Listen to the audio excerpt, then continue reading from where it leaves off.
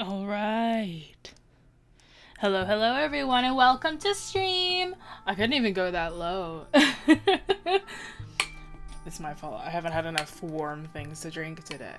Hello, everybody. How are you doing? How's it?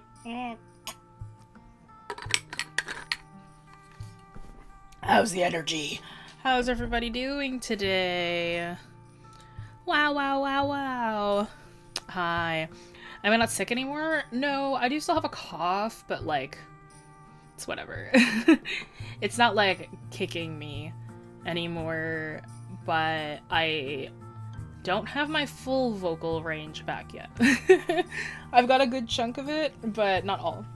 I still can't sing falsetto notes, like, reliably, which makes me sad. But, hello. Pretty great, how about you? I am okay. I am awake. Barely, but I'm there. Doing good. I'm so glad to finally be back from my trip. Where'd you go? What? Tell me a slightly lower intro. It's slightly higher. I couldn't get down to the pitch that I wanted. I'm normally like, alright. Like, I'm able to go like all the way down. I couldn't do it. Painful. Definitely the first time I've seen you since last stream. Totally 100% true. Yeah, 100%. Not like we were talking like 10 minutes ago. Stream's ruined if I can't sing falsetto. You're right. Yeah, Culfer, where'd you go? But yes, hello everybody, welcome. Welcome to stream today. Today, like the stream title says, we are doing the Axial skeleton. I'm coming back from being sick. I'll be 100% real. I'm super tired. I was like, I'm gonna do whatever the heck I want for the final drawing today. I'm like, I'm not gonna... I was like, I'm sorry, you guys are great. I am doing what I want today. I'm not gonna bother with that. Because I'm like, I don't feel like thinking. So don't forget, today was a special stream. I almost forgot, so that's okay. Went to the US to visit some family. I thought I was gonna see snow, but it only snowed the day I came back. Yeah. No, it hasn't really been snowing too much up north here either. Like, I mean, it snowed yesterday, but not by a lot. I believe in you, thank you. Yeah, it snowed a little bit yesterday, but not enough to where it's like a blanket of snow outside. It was just a little bit of white on top of cars. But alright. Yeah, like I mentioned, we're doing the Axial skeleton today. And I will have some explanations of what the Axial skeleton is. But before we get into that, it's been a bit. You're gonna have to forgive me. Because if you didn't know, our growing community is filled with tons of art nerds, and we art nerds have to stick together. So if you're an art nerd too, be sure to check the links to our social media in the description below, and check out our website for our class offerings, where you can get critique, guidance, and encouragement from our instructors, because we're not just a YouTube channel, we are a school of illustration. I also want to personally thank our incredible Patreon and YouTube members who support us in making free art education content. Members get access to tons of perks like exclusive chats with our creators, weekly live critiques on Discord, class recordings, digital art working files from our streams, and discounts on live programs that have a limited amount of spots, so if you want to help support the channel or accelerate your learning, consider becoming a member. Cool and epic. Cool and epic. 11 out of 10 Patreon would recommend. There you go. But yes, I hope you're all doing splendid. Before we jump into the art portion, we have submissions. It's art submissions time. Yippee hooray! It's the second to last day of November. So tomorrow, which you will have me again, tomorrow we will be the last day of November, and then we have the next theme for December. Cool and epic. I've got 3 pieces for y'all today. The first one is by Droll Fox, who is in chat. Artist in chat. Everybody point. Everybody point. This first piece is by Droll Fox. Really good work with this skull. I actually have one that's kind of like it, but it's not exactly the same, because that's more like a cat skull. I don't have a cat. I have a fox, which is like a short... I have a fox and a rabbit, and several rodents, but it's like, you'd be surprised how much a rabbit skull actually kind of mimics a cat, which is interesting. But yeah, no, cool stuff. Love the rendering on this one. Love me a good animal skull. Super cool, super epic. Thank you so much for submitting. Next piece is by our very own Evie. Evie in the Discord, Evianon. With a bone dragon. Bone dragon. I love drawing skeletons of things that don't exist. So, some kind of like bone dragon is pretty cool, dude. Love that stuff. Figuring out where the wings go, figuring out where certain things are placed on the body, stuff like that. It's pretty cool. Pretty epic. The fact that it's done traditionally too, pretty epic. Love to see that. Love that vibe. Thank you so much for submitting. And last but not least, we have Umi the Bread Wizard. Umi is great, one of our lovely members. I love Umi's lighting. Every single one of their pieces are really nice. It's always so warm. They love their warm lighting so much. So this one's really, really nice. No exception to that. Nice ram skull there. I would kill for a ram skull. I love ram skulls. I would love a ram. I would love a deer. I would love a horse. Some kind. Something equine would be really nice. Some kind of Ungola grade. I would love the skull of. But they're so expensive. So I can't have one. But yeah, Umi loves soft and warm lighting. I do. I want a deer. I want a doe deer, a female deer. No, actually, I'd prefer a male because then they'd have bigger horns. But yes, thank you all so much for submitting. All three of you. Thank you to everybody who submits in the Discord for a chance to have your stuff shown on stream. Cool and epic. Cool stuff. Cool beans. Yeah.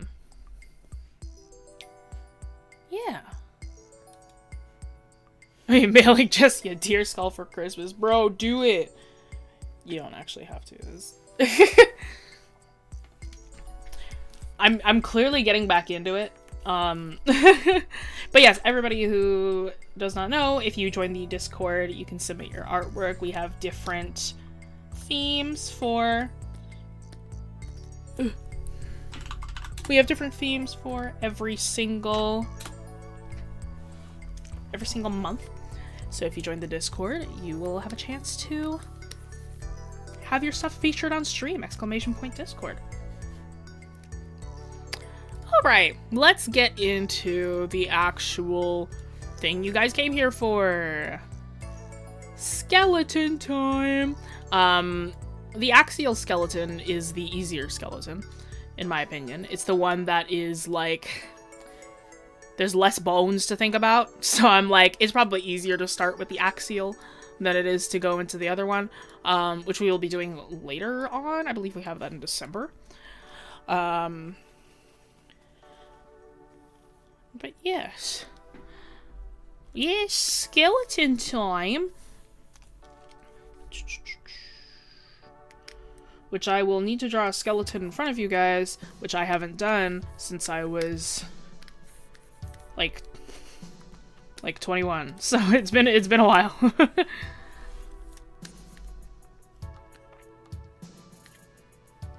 gonna make Chalky Milk a friend today? I have no clue. Maybe. Alright. I should save this file before I even get started, because I don't want to have Photoshop accidentally crash on me. This is stream 117. On 117 of these files. At minimum, because I know that some of them are doubled up.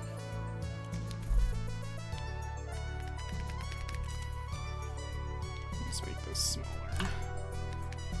Yeah.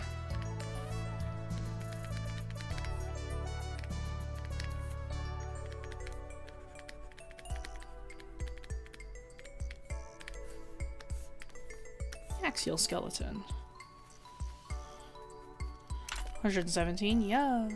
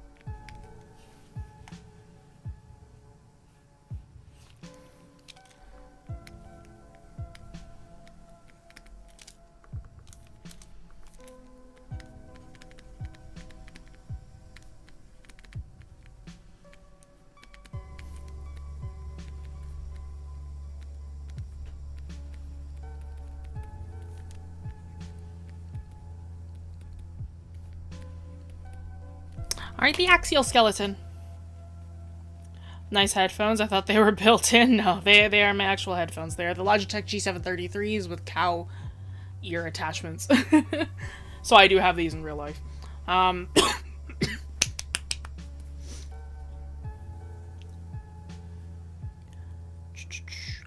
yes, the axial skeleton. These are parts of the skeleton that don't come in pairs. They do not come in pairs. So if I give you a name of a bone, there is only one of it, right? So parts of the skeleton that do not come in pairs, technically. The only thing that kind of breaks that rule is the rib cage, but don't worry about it.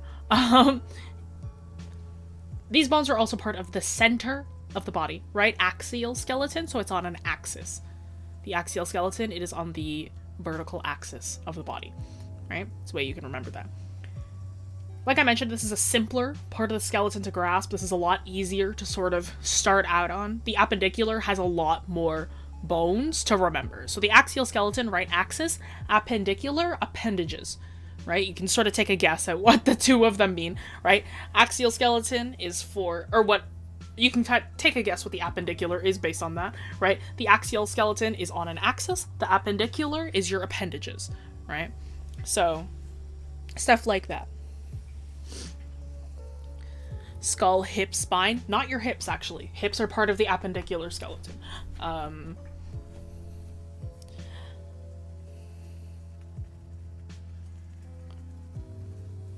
Doctor and artist school meets.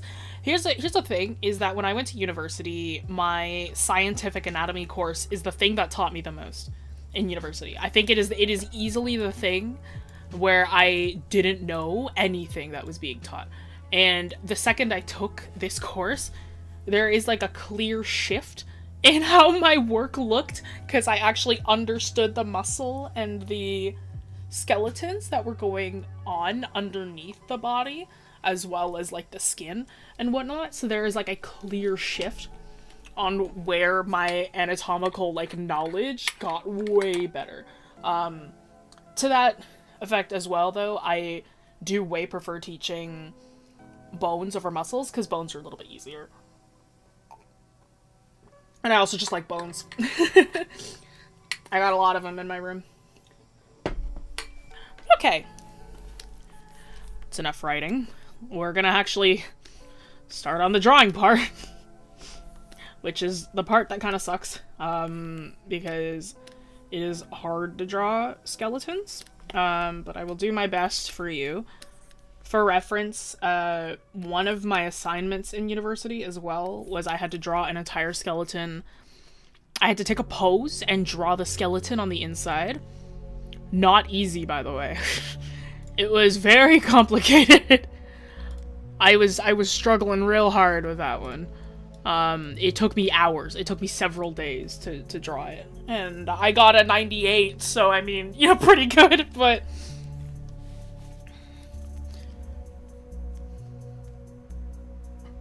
Saying as I don't want to take a year of squishy science. It was a year. It was half a year.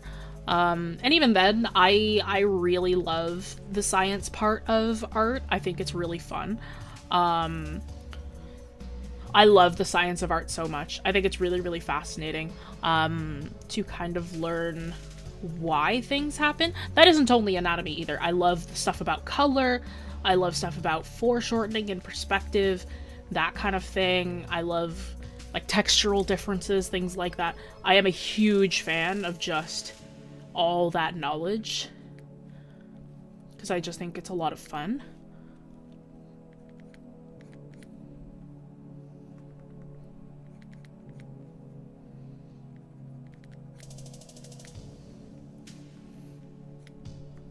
Also the feeling of power when somebody points to a part of their body and they're like, hey Jess, what's under here? And I'm like, oh yeah, and I can just recite it off the top of my head. Yeah. There's a feeling of power with that.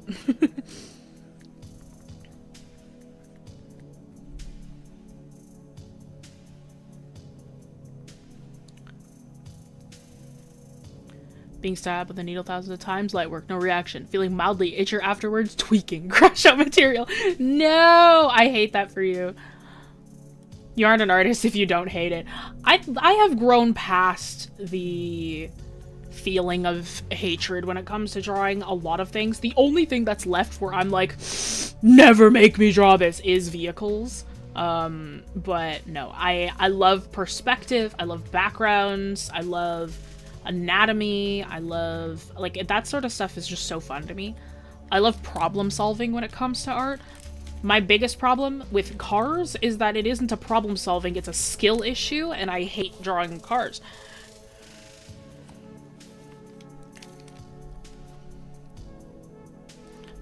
Today I hit it. Okay, good.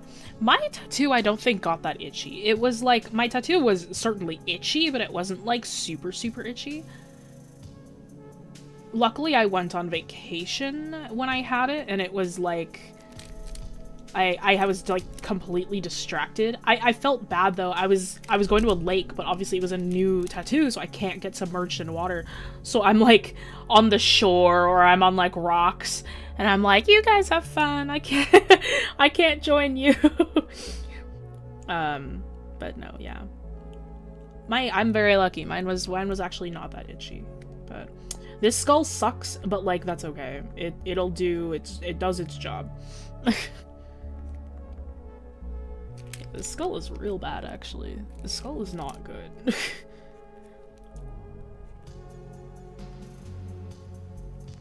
Ugh, whatever. We are doing what we can right now.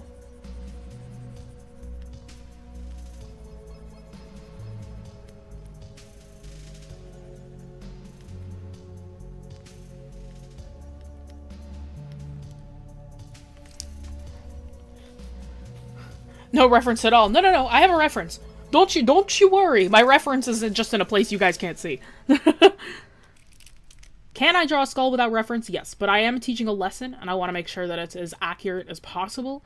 So I have my reference off to the side to make sure that it's accurate. Also, I apologize if you can hear my brother coughing. He caught the sick, so the poor guy's losing it.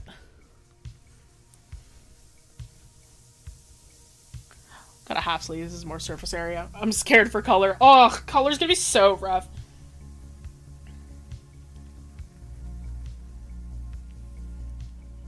Alright. First thing that's in the axial skeleton.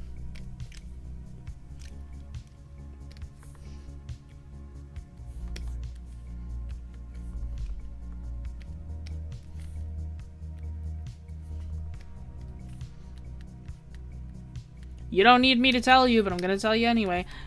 It's the skull. There really isn't anything else to say about it. It's a skull. It's like, it's not, there's nothing more to say about it. We know what a skull is, so we can move on. I'm like, I have notes off to the side as well, just for this lesson, and I'm like, yeah, first thing is the skull. There's nothing is really scary or hard about a skull. We know what the skull is. Yes, there are parts of the skull. We've done a stream on that already. So I'm like, we don't need to talk about that again. You can look for that stream though, where we talked about parts of the skull that you'll need. We're talking about the axial skeleton as a whole, so I want to get to the parts that you probably haven't heard of too well. Oh no. See, here's where it gets hard. 1, 2, 3, 4, 5, 6. It's too big. 1, 2, 1, 2, 3, 4, 5, 6, 7.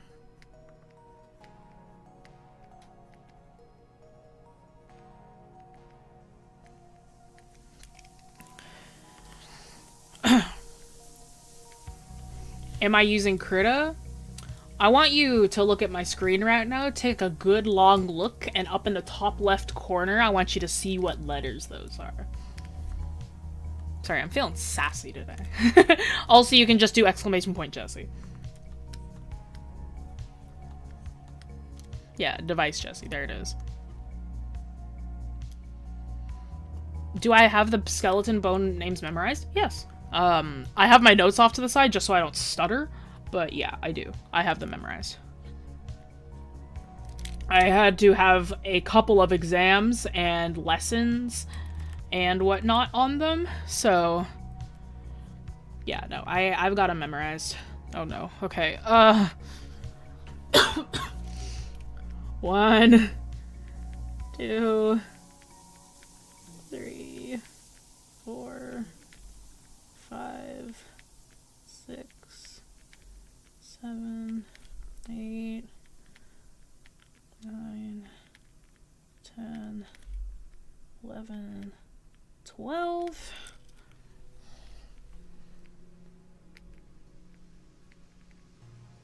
It's so funny. I'm taking the time. Most of this is going to get covered up. Actually, all of this one is probably going to get covered up. But, like, that's okay. We can... You're looking at it right now, so that's the important part. And then it's... Yeah. Then it's... 1... 1... 2, 3, 4, 5.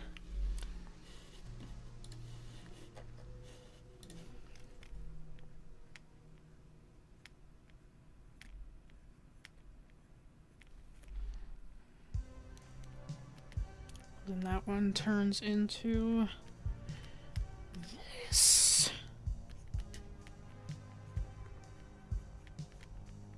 1, 2, 3, 4. This one also is 1, 2. Ah! It's 1, 2, 3, 4. There we go. And it does this magic. Right? Yeah.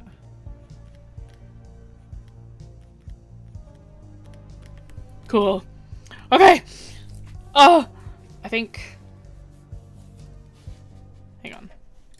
Did I do this right? I should have.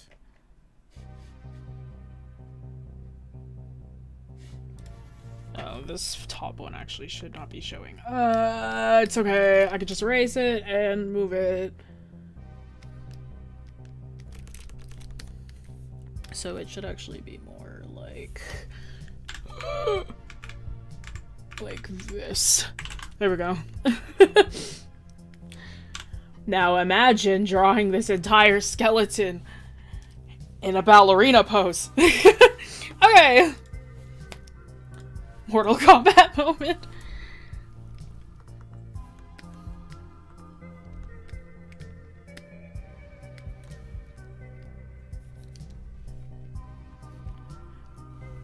What are we arguing? What is going on?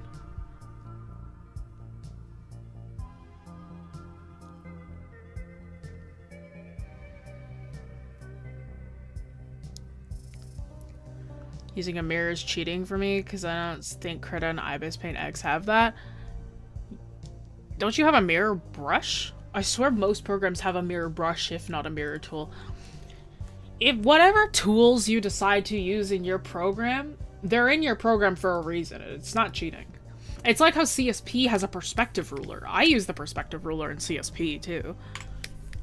If it has the tool, then use it. You know? Like... Except for generative AI, because that's boring. But stuff like that, that's like saying like, oh, it's cheating to use the lasso tool because my pencil can't do that. You know what I mean? Like I'm saying like, I got a lasso tool, I can do this magic, like this is... Oh, I did this on the wrong layer. That's okay. Let's just... do that then. Yeah, so we can put the spine there. Okay, number 2. This is your vertebral column, also known as your spine. Hee hee hoo hoo. But if you want to get fancy with it, is your vertebral column.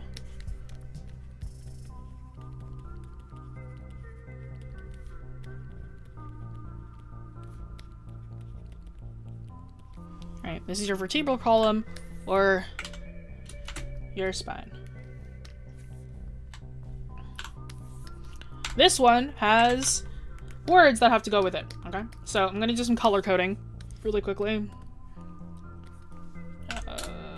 Let me just organize my layers. I don't like not having organized layers. Okay. I'm gonna do some color coding for you guys.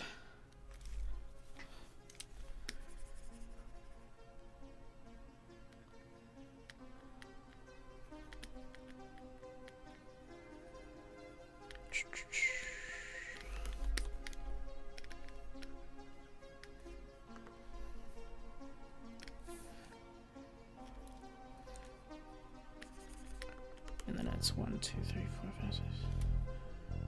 1, 2, 3, 4, 5, 6, 7, 8, 9, 10, 11, 12.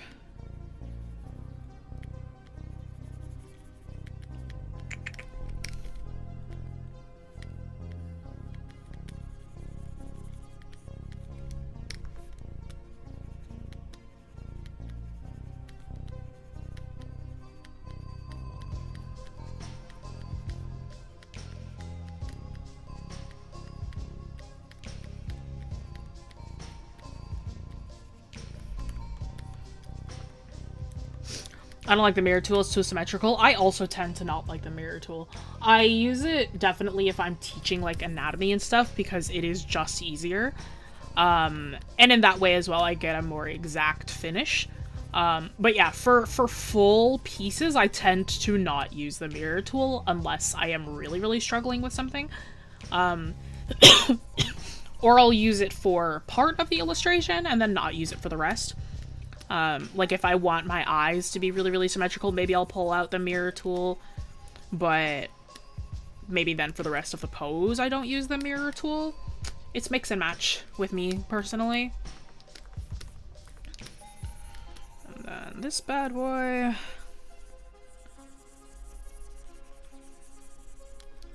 And then this one. Okay.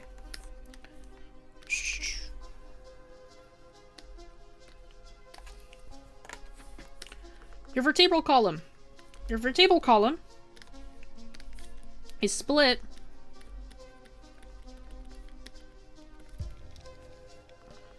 this is way too small.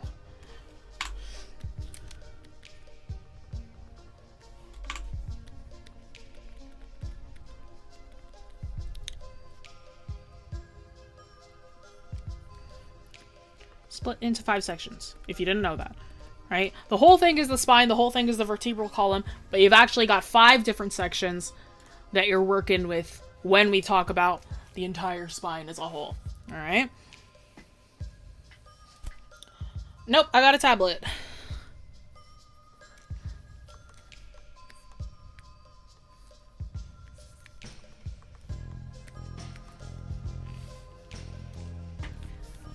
They're split into 5 sections. You've got the cervical, which is 7 pieces.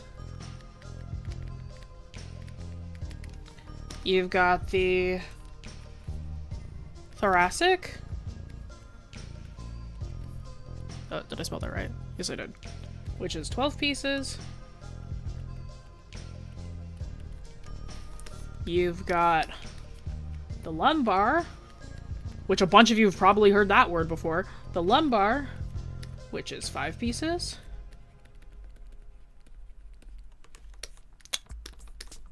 You've got the sacrum,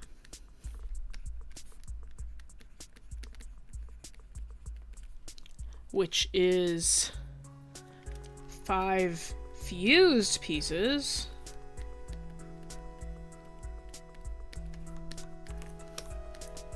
And you've got this funny little guy down here, which is called the coccyx, which is 3 to 5 pieces. Because it can change per person, right? So we've got the vertebral column, right? Vertebral column, or your spine, which is split into 5 different sections. You got your cervical, which is made of 7 pieces. This is your neck, right? If you don't know what the cervical piece, the cervical part of your spine is your neck. You are able to feel, I believe it is 4 and 5 at the base of your neck on the back. If you kind of feel a hard part at the base of your neck, that is C4 and 5, if you didn't know that. So you can probably feel that part. The thoracic part of your spine, largest part of your spine, the thoracic spine, which is made of 12 pieces, is where your rib cage is. It's your thorax, right? So where your ribs are, that part of your spine, 12 pieces, is what makes up the back of your ribs. Okay, so that is the thoracic part of the spine. The lumbar is your lower back. This is the part that bends, that lets you wobble from side to side. Also the part that has the most problems. It's very common to have a lot of problems on your lumbar spine, which is why a lot of people are like, oh, this chair has lumbar support, because you need support for your lumbar more often than not. It is the area on the body with the most flexion in terms of your spine. Yes, it is. The lumbar is the most flexible part of the spine. One of the most flexible parts of the spine. The cervical and the lumbar are pretty close to each other. Fun fact, which technically this is going to be something that I repeat in the appendicular skeleton. Does anyone want to take a guess as to why your arms break more than, like, the thoracic part of your spine? Or does somebody want to take a guess why, like, it's more likely to break your leg than it is to break, like, your hip? Someone want to take a guess on that? Lumbar needs support, mental health support, because I put so much pressure on it. Yeah, me. It's okay, I also have really bad posture. It's why my L4 and 5 are super messed up. Just gonna use your leg to save yourself, Modi. Hips are the strongest bone in your body? Not true. That's actually your femur, but not quite. More joints and tilted bones. You're getting there. One is more important to keep unbroken. Well, you know. No, so the more that you move that part of your body, the more likely it is that you're going to break it. Because the more movement that is allowed within that part of the body, the more likely it is that you're going to snap it in the wrong direction, right? So legs, right? If you break your femur, you're essentially dead. But if you break your, like, tibia or fibula, right, that is, you know, it's not life-threatening, and it's actually quite common, because it is an area of the body that is prone to movement. Same thing with your arm. Your arms are really prone to movement. We'll talk about these types of joints later, but your legs break less than your arms do because your legs have hinge joints and your arms have ball and socket, which are more prone to moving. They have a less deep ball and socket joint by comparison to your legs, so they are more prone to breaking because it's a less stable connection. So there you go. The easier it is to move that part of the body, the easier it is to break. So your thoracic spine you're gonna have a very low likelihood of breaking it, but your lumbar, you got a lot higher chance.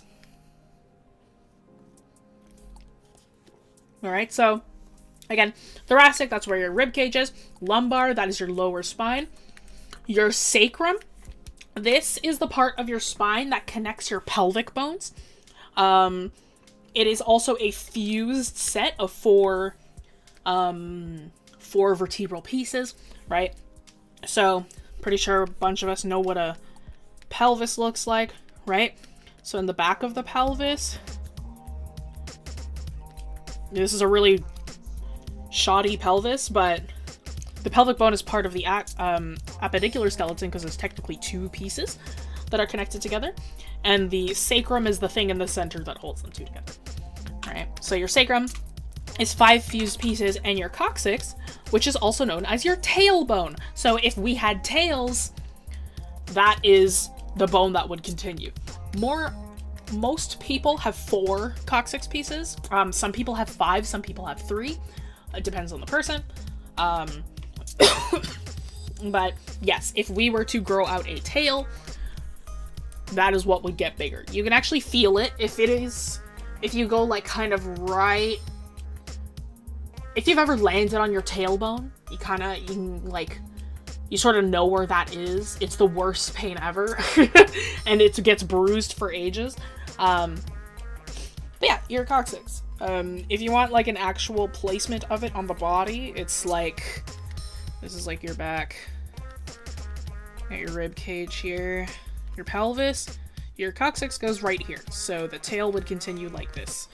For reference, your legs go out there. So it's like right above the butt. So there you go. Keep that in mind if you ever want to make somebody with a tail.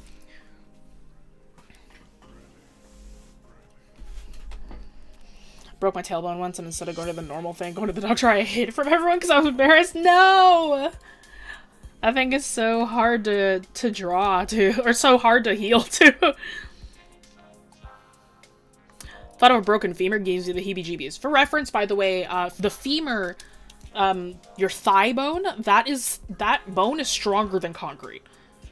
If you break that, you messed up, bro. If you break your femur, you messed up somehow. Cause that thing is hard to break. Okay.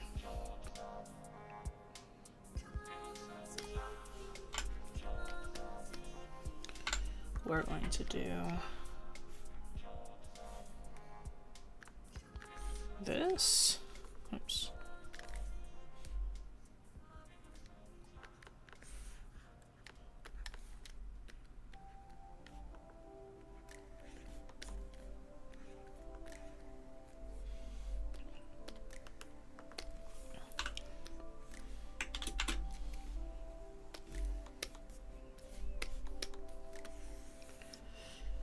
As I try and organize my layers.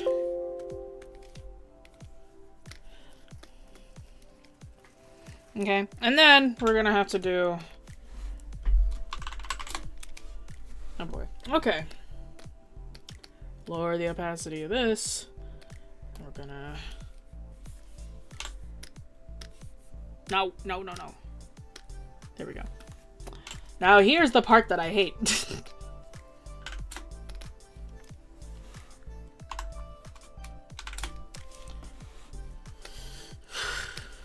Last time I drew a rib cage, it took me 5 hours. So I'm going to rush this a little bit so it doesn't take 5 hours. I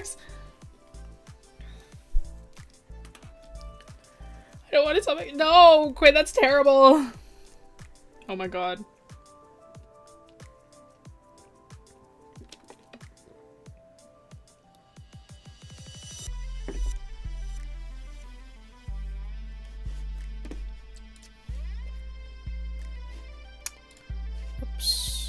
No.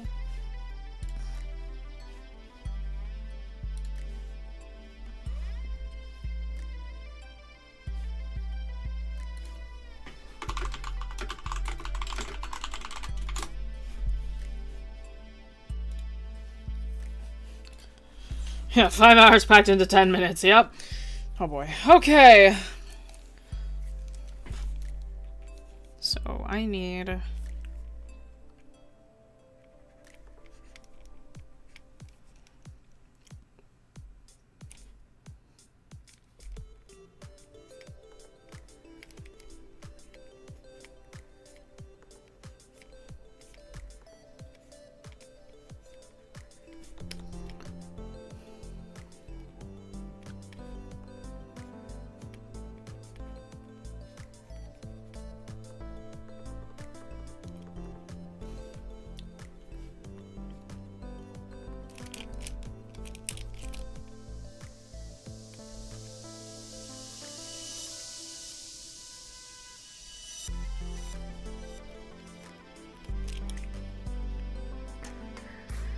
Hello, Crow. Hear me out, don't draw it. That's for quitters.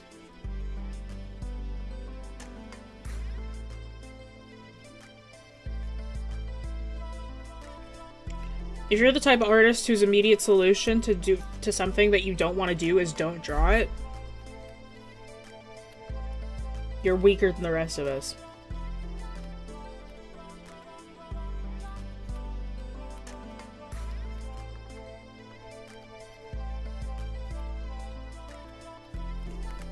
That's a half joke. Obviously, sometimes it's like you choose not to draw something. Like, I do that all the time, too. But... especially if it's something you gotta know how to do. Gotta get over it, bruh.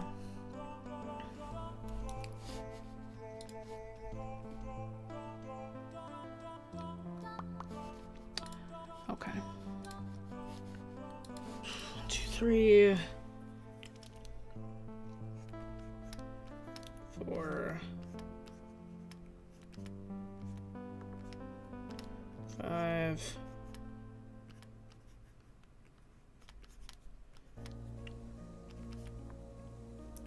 6,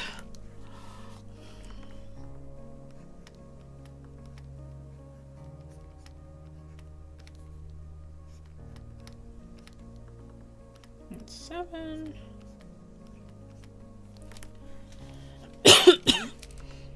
Yeah, see, this is the problem, because I don't check these things, and then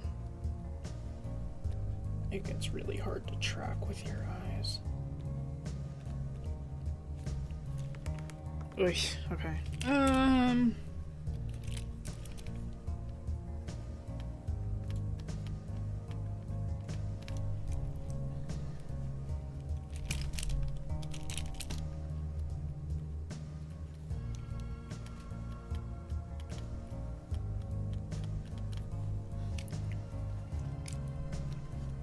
8.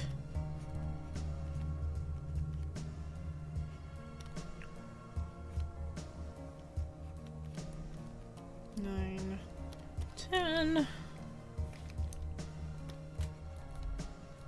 That's 11, 12. Ugh, we're gonna pretend that that looks fine. It's not good, but it'll do.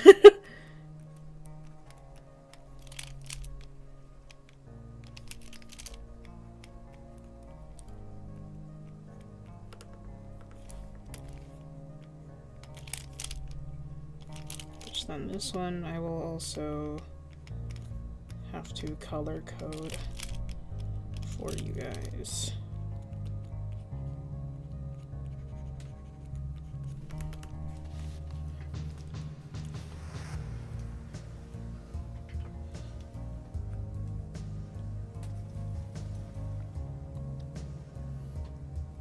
Oh, did you? That's so funny. If there are any scuffed Pokemon in there that I really like, can I have them?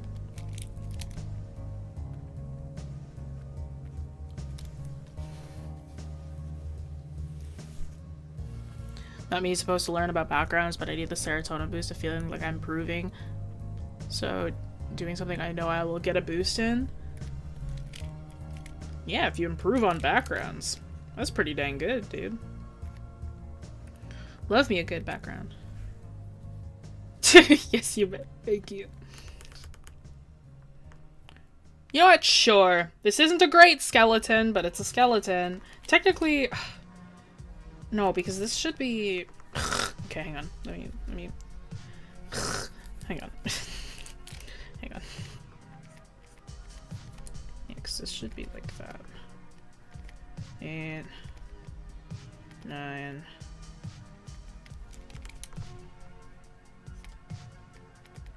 10, 11, 12.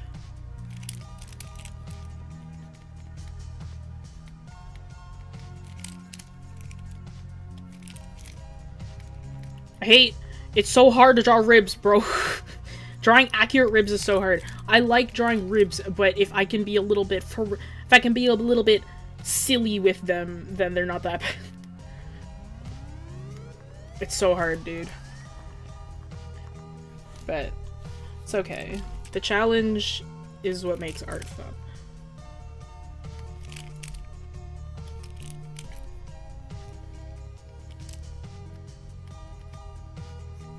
Art is no fun if I'm just doing the same thing over and over.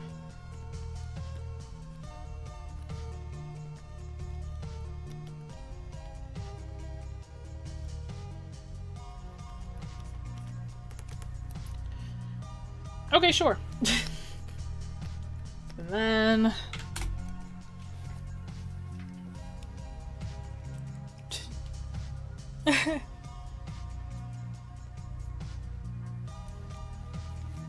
haven't seen you start from a simpler shape at any moment. It's because you're good at it, or simpler shape cause an accuracy in this case.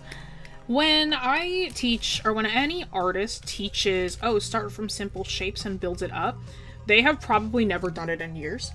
And that's because starting from simple shapes and simple forms are a great way to learn how to no longer need them anymore. So I will never teach a student and be like, oh yeah, no, I don't start from simple shapes, so you shouldn't either, because it is a good way to learn. But as somebody who has been doing this for a really long time, I can kind of just draw a person straight from whatever.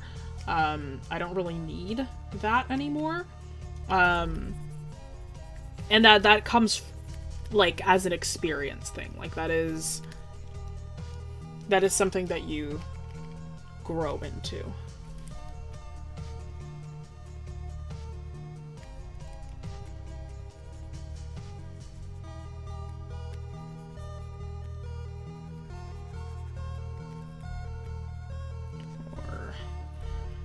Five, 6, 7,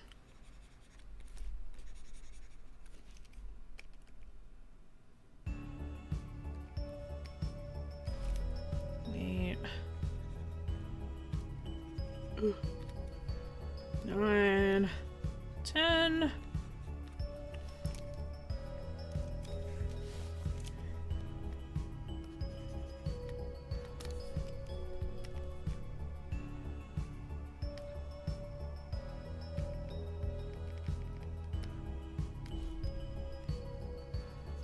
11, 12. Ah, okay. Okay, I did it. Cool. Diagrams, woo! Okay.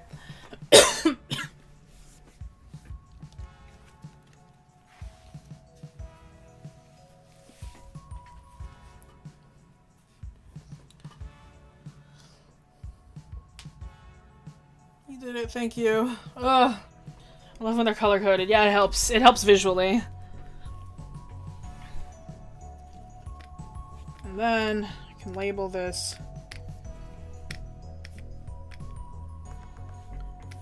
as 3.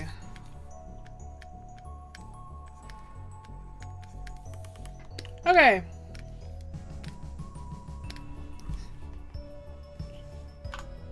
Three. This is your thoracic cage, or your rib cage.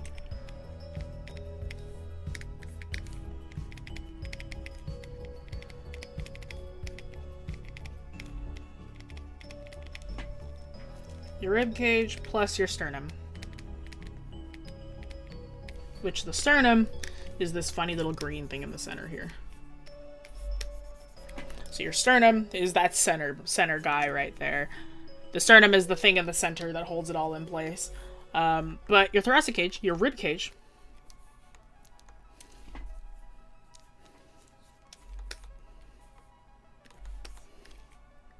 we have 12 pairs of ribs.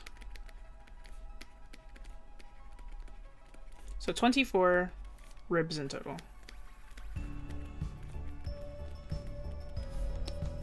So the thoracic cage or the rib cage, this is the one thing that kind of breaks the rule of it doesn't come in pairs, but technically they're not, like, in pairs, quote-unquote. It's considered, like, one big bone thingy or whatever. It's not like we have 2 rib cages. We just have a rib cage made up of symmetrical thingies. Right, so we have 12 pairs of ribs, or 24 ribs in total. This first set of ribs up here, these... Oh, actually, sorry, one more point. ribs are connected to sternum cartilage.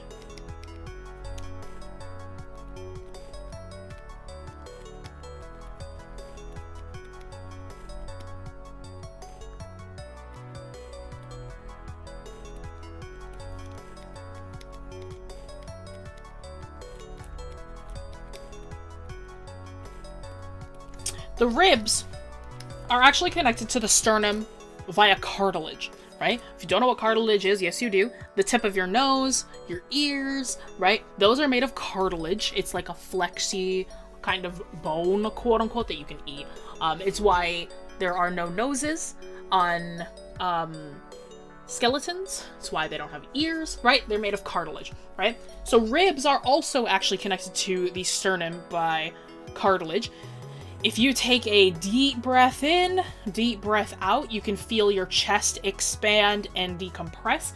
That is your rib bones moving and expanding to allow your lungs to expand and contract, right? So ribs are connected to the sternum by cartilage, and this allows for movement, expansion, and contraction, which is what your lungs need to do in order to move. If they could not move, if your ribs couldn't move, then your organs would actually be super, super caged in, and you would kind of be stuck, right? So, it would feel really, really hard to breathe. So, the ribs are connected via cartilage, which allows them to move, so that breathing is pretty cool.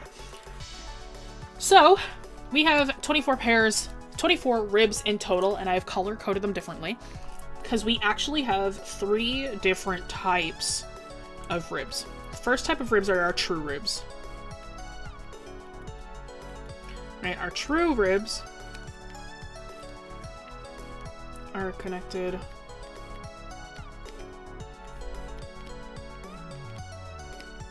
directly to the sternum. Our true ribs are rib pairs 1 through 7. Okay? So our true ribs, our rib pairs 1 through 7, are directly connected to the sternum, right? You can see right here, you can see right here, right? They're directly connected to the sternum itself, right? So these are our true ribs, the ones that are properly on there. The next set that we have are false ribs, which are ribs 8 through 10. Our false ribs are connected to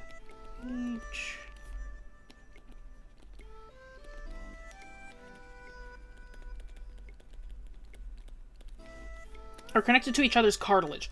Am I spelling cartilage right? I'm not. I'm spelling it like Sarah-ledge. I hate myself. Cartilage.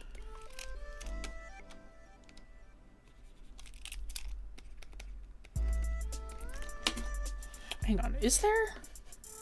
Yeah, I'm spelling it wrong.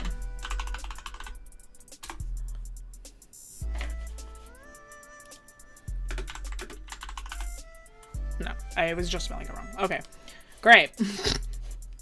Pokemon brain rot, bro. I have 2 brain cells. Okay, so false ribs are the ones that are connected to each other's cartilage, right? You notice it here.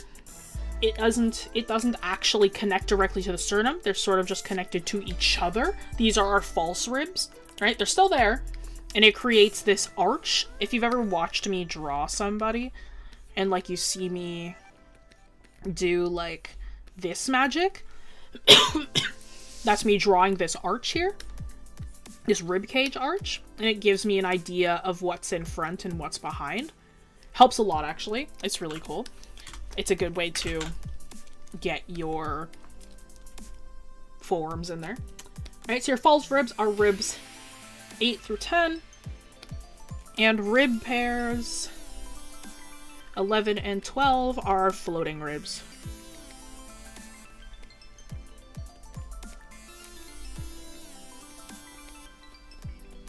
And these ribs connected to nothing at all.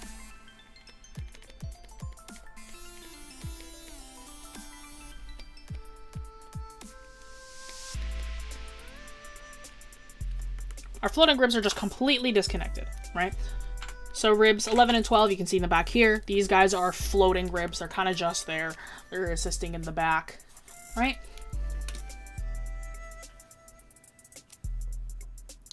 Oh, am I spelling it the French way? That would make sense.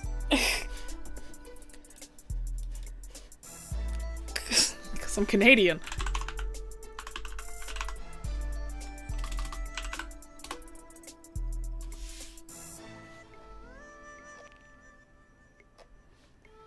Yeah. If that's the French way, then yeah, I've just been spelling it wrong. I mean, I googled it. It doesn't seem like anything. It doesn't... It's okay. Whatever.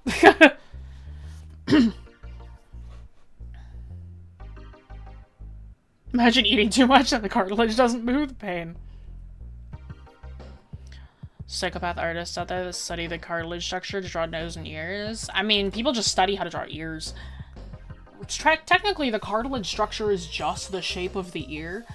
Imagine, like, you just have, like... You know how, like, some, like... If you watch, like those kind of, like, action... reality TV show... Like, shows... Like, Forged in Fire or whatever. And they get, like, those, like... silicone dummies that are meant to sort of mimic how, like, flesh feels. That's kind of what cartilage things are. It's just, like, a form of cartilage and then, like, skin wraps around it. Like, it's not like it's, like, a structure underneath. It is, like, what you see is what you're getting. Like, the cartilage structure of a nose, that is all cartilage. Like, it's cartilage, and then you have, like, maybe a little bit of muscle, and then, like, skin. Like, that's about it. Forgot Jessie is Canadian. The whole studio is Canadian-based.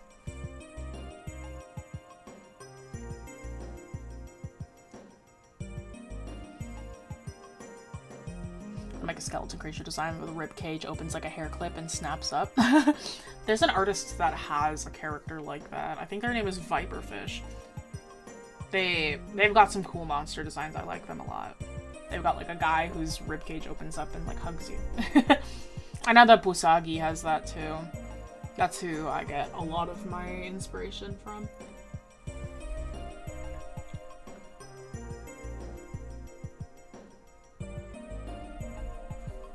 Okay. But yeah. That's about it. Sorry, I like spaced out for a second. That's about it. Yeah. That is the entire axial skeleton. Again, the axial skeleton is a lot easier to grasp than the appendicular is. When we do appendicular, it's probably going to take up the entire stream because there's a lot to cover with that one. And then there'll be a lot more things to sort of cover within that. I'm not giving you the full, like, university lesson that I got, because learning the axial skeleton took 4 weeks. Obviously I'm not going to give you that sort of lecture. Like, I'm not going to tell you about, like, connectors and that kind of thing. Oh my god, I forgot one note. Sorry. One final note that I'm just going to plop in here. When we are dealing with the spine, okay, when we draw it from the side, because I'm giving you this from the front, when we draw the spine from the side, it is really easy. It is much easier to tell the different parts because they'll actually all bend in different ways. So if I draw just like this guy from the side, it goes in, out, in, out, like that. And every time that it bends in a different way, that is a different part of the skeleton.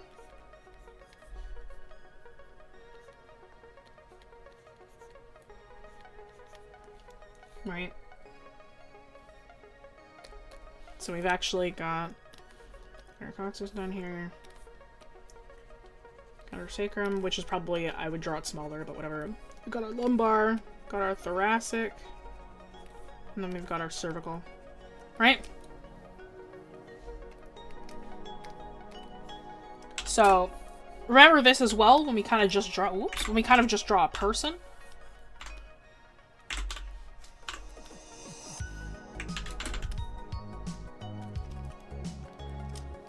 these certain arches of the back. Oops, let's just do that.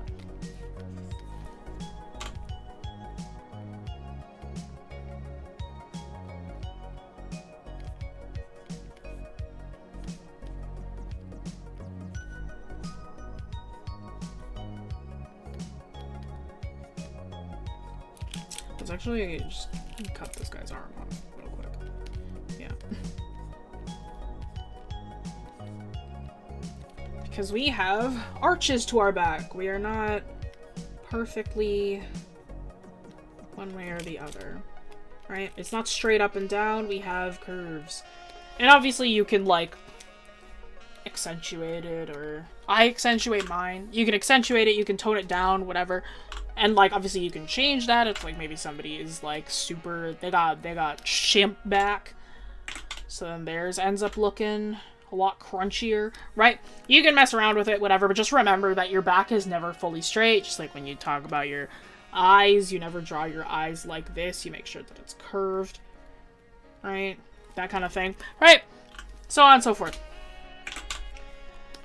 Cool and epic!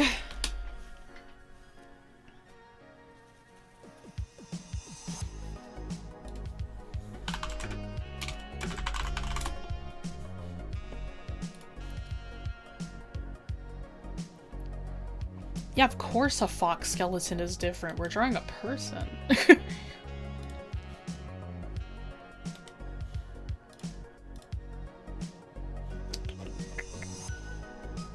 Oh no.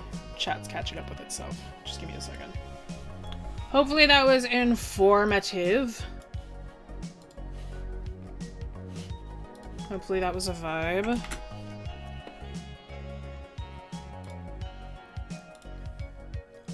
Doesn't the coccyx curve inwards? Probably. I've kind of, like, remembered it as, like, back and forth, but if it curves inwards, it curves inwards. Regardless, you're not gonna see it. Your gluteus maximus is gonna cover that bad boy up. That's not a joke, by the way. That is, like, people were like, they're like, the gluteus maximus. That's not a meme saying. That is the actual name of the muscle of your butt. Big vibes. You're making a vibe, thank you. 4 weeks for what? Teaching the whole thing?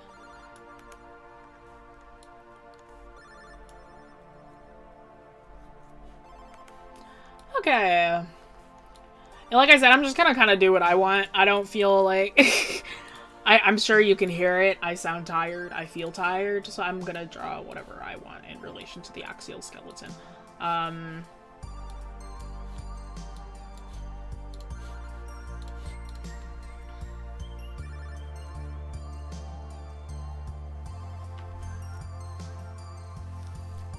Gluteus maximus, yeah. Because technically there are two muscles for the butt. It's the gluteus maximus, the gluteus minimus. I believe that's what it's called, if I remember correctly. The minimus is on your sides.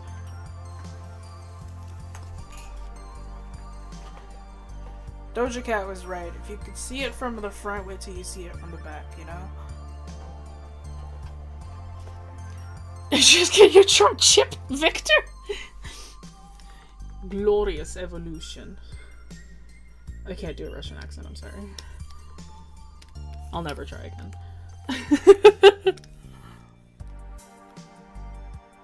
Evolution.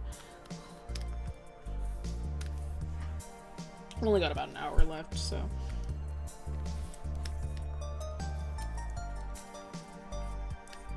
I am not taking suggestions.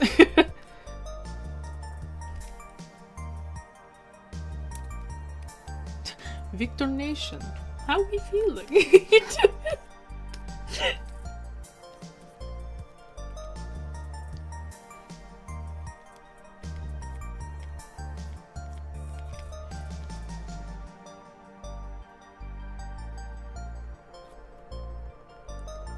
I don't know how I'm gonna do this composition.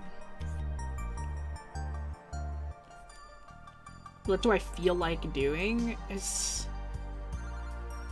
like, I know what I want to do, I'm just like, how do I position it?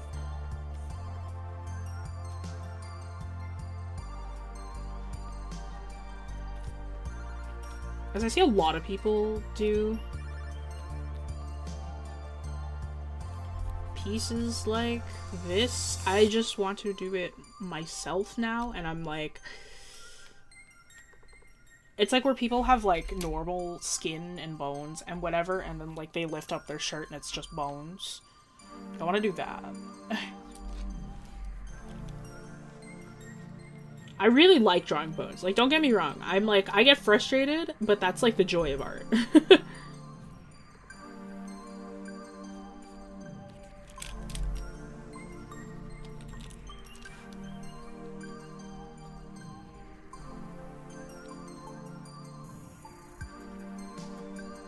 Break time? No, I genuinely don't have time for break time. I have less than an hour left. I'm probably not even gonna get this one done, frankly, but it's fine.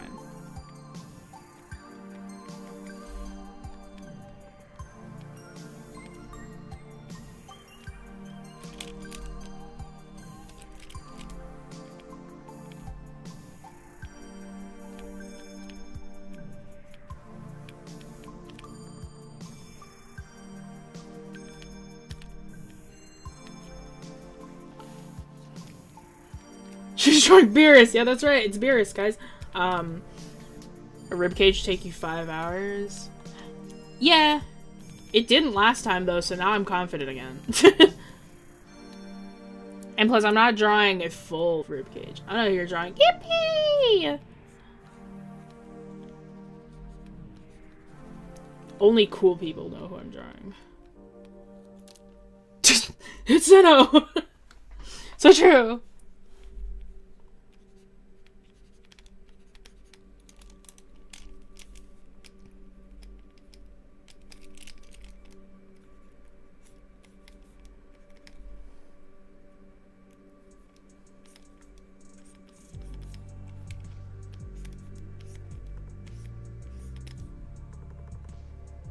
What was Zeno's skeleton look like?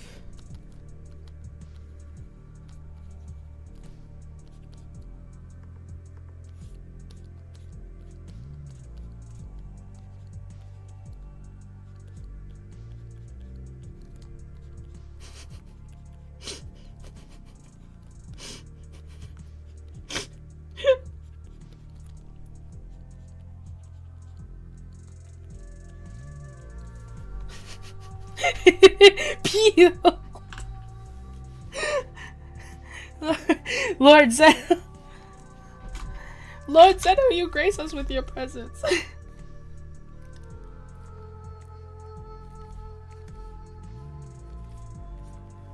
See Scarecrow sketch in chat? He's the reason I know anything about Dragon Ball. Point at them and say it's your fault.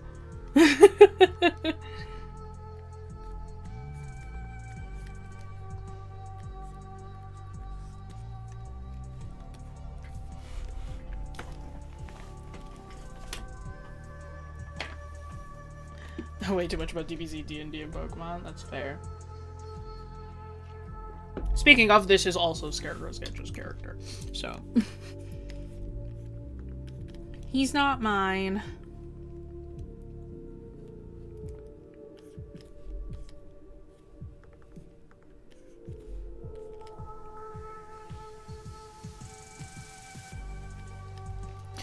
If I had a nickel for every one of Crow's characters that I drew lifting up their shirt to reveal a bare skeleton underneath, I would have 2 nickels. Which isn't a lot, but I'm very thankful that I am allowed to do it twice. I am very sad he's so cool, because he's not mine. 1, 2, 3. We don't need to make this too accurate now. Who's the other one? Pierce. I doodled it a long time ago. It's not like it's a finished piece or anything, but...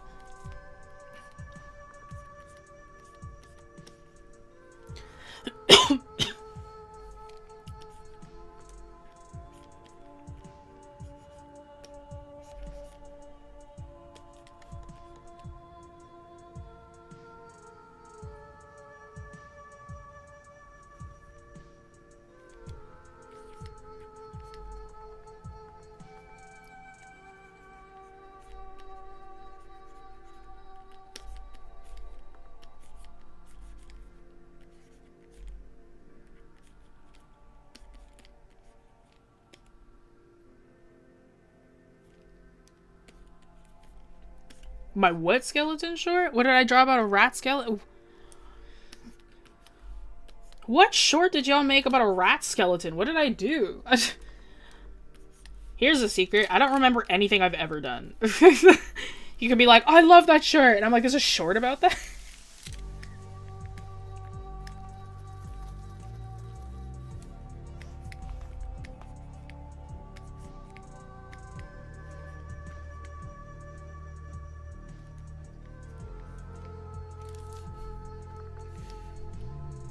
I drew a rat skeleton and a human skeleton, compared them. You don't remember the rat stream? I remember the rat stream. Like, I remember doing it. I just don't know what the short was. This is gonna be shocking. I don't watch all the videos that I'm in because I was in them. Oh, is the Nat Geo one? Okay. This one was gonna be a Nat Geo one, but I did not have the energy to RP, like, to improv. I was debating on it, and I was like, you know, never mind. I do not have the brain capacity right now.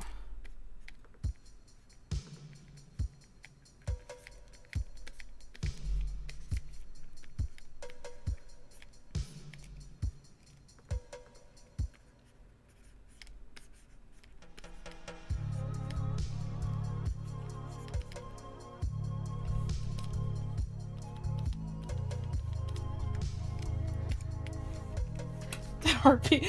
I play a lot of D&D, okay? I'm so, like...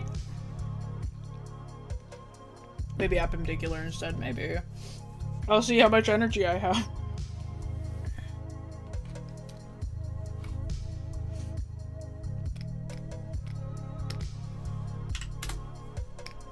No way that dude is in a stable state of mind. Oh no, he's not. Cell's he's a little cuckoo, but it's okay.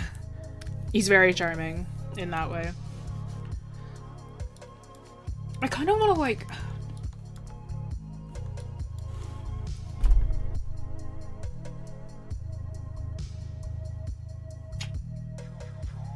What do I want to do for this? How much time have I got? 45 minutes? Yeah, let's do it. Okay, image size. We're gonna make this bad boy real small. Way smaller. Can we go even smaller? Probably. Let's go even smaller. Nope. Yeah, this is gonna be a small canvas. That's okay.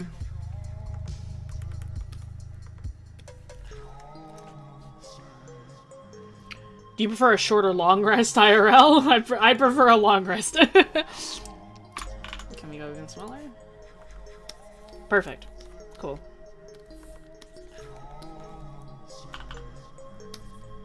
You're a cultured man.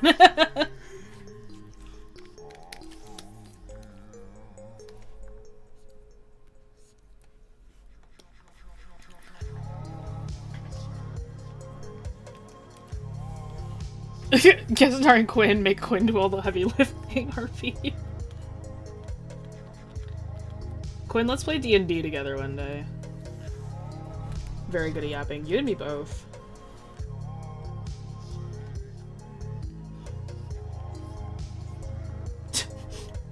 Quinn the person meets Quinn the character.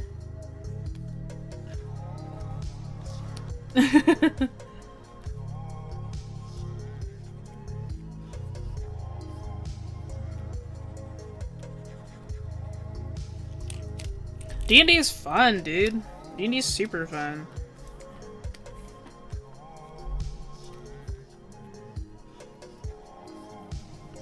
The two sessions that I played, the two sessions that I played this week, so fun. I can talk about one of them. So we are playing, it's my Pokemon D&D that Scarecrow sketches the DM for. So fun. Fought a big Gyarados last time.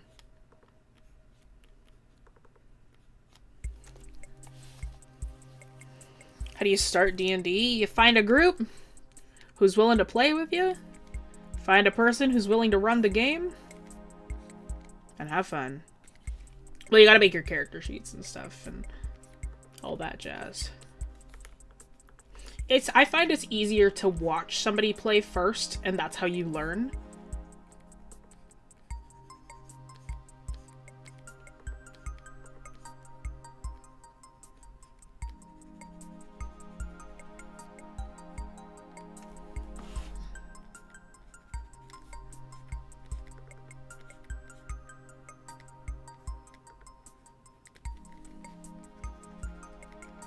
I started by watching my friends play.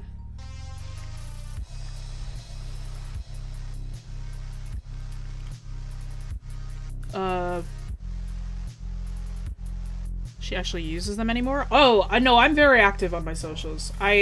Just not Instagram. I'm most active on Twitter and Blue Sky.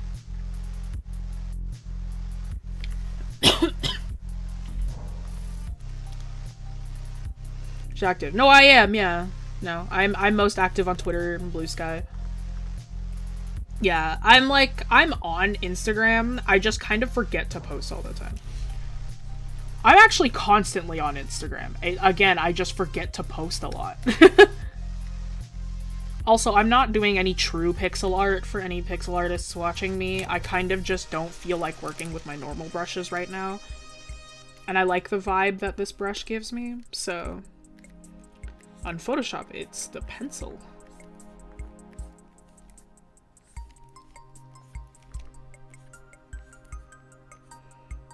I have so much respect for pixel artists. I don't have the patience.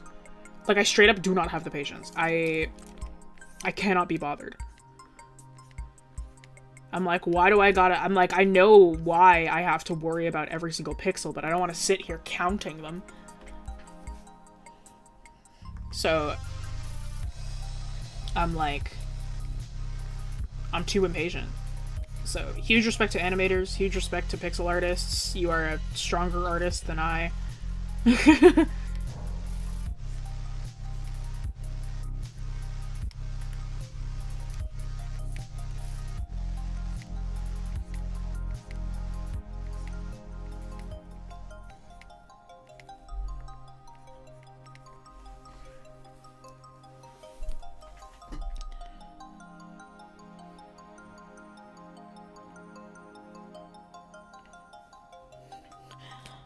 I heard D&D can really mess with you, so I don't play it. In what way?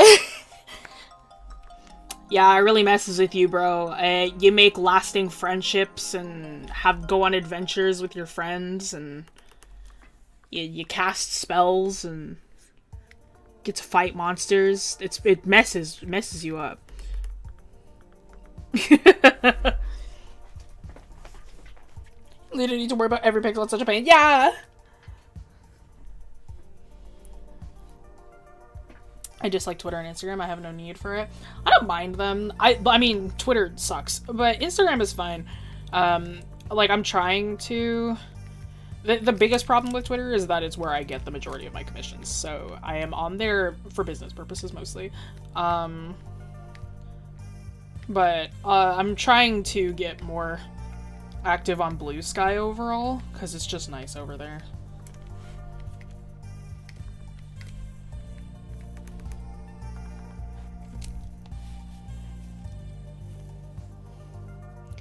Definitely don't go through any trauma whatsoever. It's not you that goes through the trauma, it's the characters. No, it's only as traumatic as you want to make it, really. Because I know some people who play, like, just, like, nothing but fun campaigns. And, like, that's cool, too. It's like, if you just want to play, like, a fun campaign, like, there's nothing wrong with that.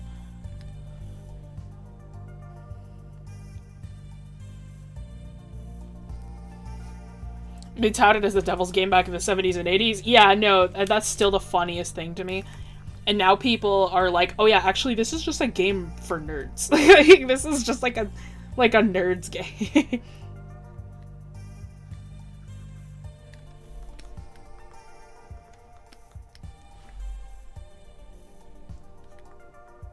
I see. Yeah, you just need to find a group that understands you, exactly.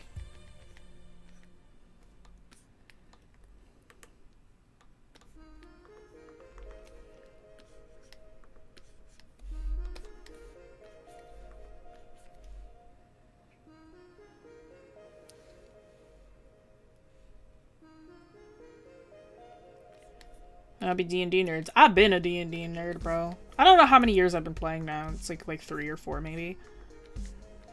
Probably less, actually. Probably like 2 or 3 years, I think.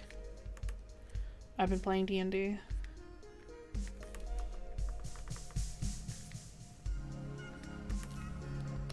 It's so fun, dude. I love playing as my little barbarian. My little dragonborn. I love Corn. It's so fun to play as Corn. I play as my little dragonborn barbarian in one, and then I play as my little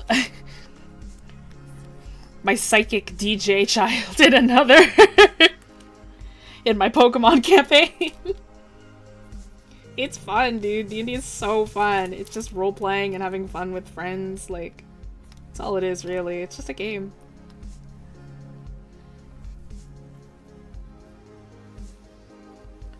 Talking about Dungeons & Dragons. Oh, I guess, yeah, it's Dungeons & Dragons. That's what D&D stands for. For those who don't know. Yeah, it's just... The game can last for weeks? I've been playing in the campaign with Corn for 3 years. Weeks! They last years, bestie. Some one-shots last weeks.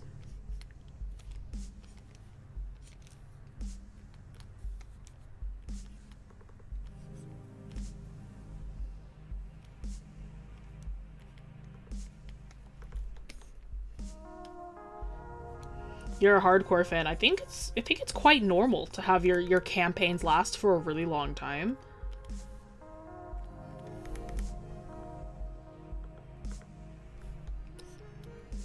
What are you doing today, Jessie? We are drawing bones. I'm doing whatever I want because I'm tired. But we had a bone lesson. We talked about the axial skeleton, and then we have the appendicular skeleton another day. Who's the character you're drawing? His name is Selic. He's my partner's D&D character. For those who want to know, he is a warlock pact of the chain. And a Shadow Kai.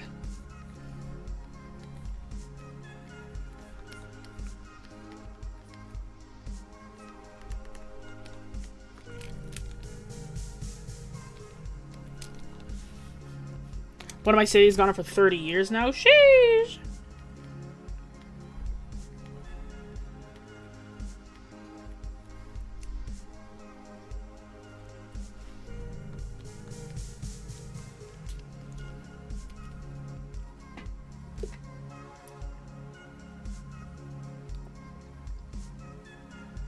Yeah, there are a lot of ways to play.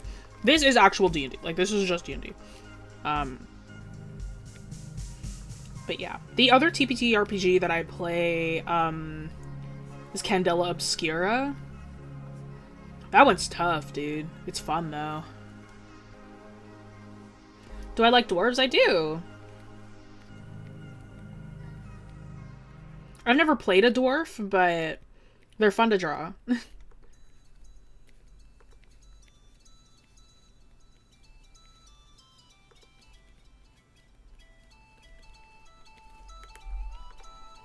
The species that I have played so far, I've played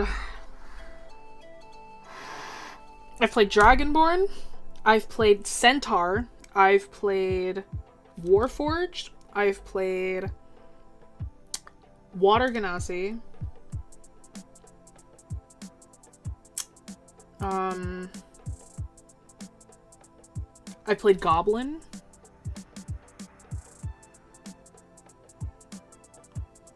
And I've played a human. Yeah. That's what I've done so far in D&D. I like to play a different species every time. I think it's more fun that way. I don't like playing the same species twice.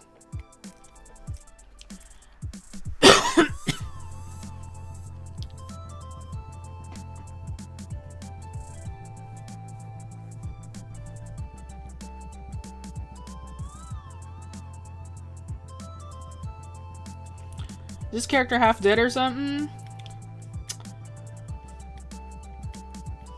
Great question. I actually don't know. He is tired. I will say he's very tired. No, he's not my character. He's my partner's character. Selic, who he is currently playing for a streamed campaign. I love Selic so much. I designed him a long time ago for my partner. He finally got to play him. It's been years. Every single time that we bring up like a new D&D thing, he was like, I want to play Selic, but I'm like saving him for a long campaign. I don't want to play him for a one shot. He's got to be for a long campaign. So he's finally been able to play him. Want to eat the line art? Thank you. These lines are fun to work with. I love these like pixely lines. We're gonna start from number 3, 4.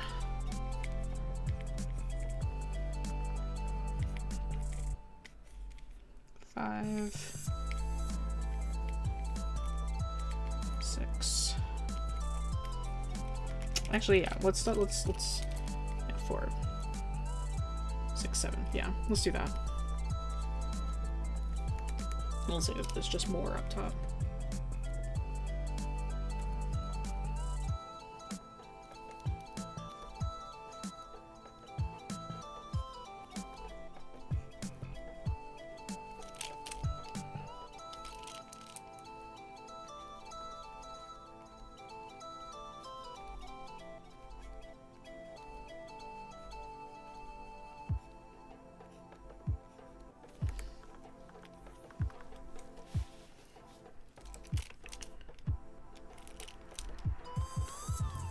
Sucker for rough, thick lines as Aggie energy, 100%. I had a student once who showed up to class and had like these more pixely lines, and I was like, you are the coolest. I'm like, this work is so cool, it's so fun. Any tips to have a drawing addiction? Draw what you want. Once you realize that you as an artist can essentially create life just by drawing whatever you want, you're never gonna want to stop, dude.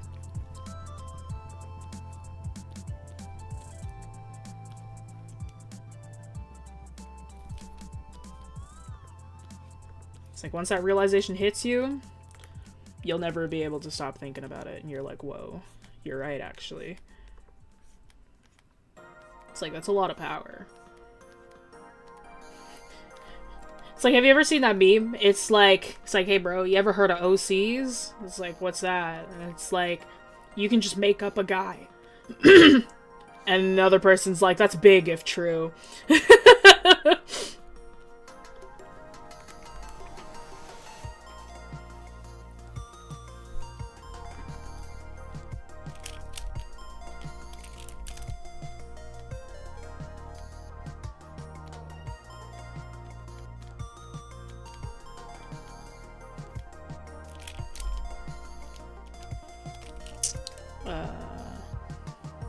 Main reason I want to get an actual personal iPad, not my school ones. I can literally just have more paunchy lines. I understand. Hey man, you know what? You can probably get a used one for pretty cheap. I don't know how much like power or Procreate needs, but it's like even if you get like a cheap one, should be okay.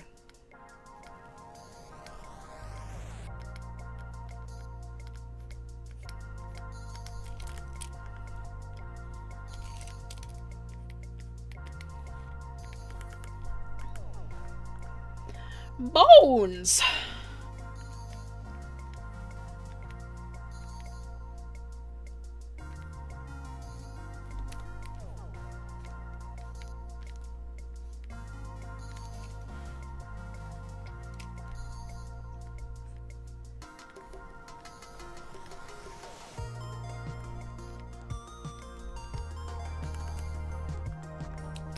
Yeah, we can separate it all with color later.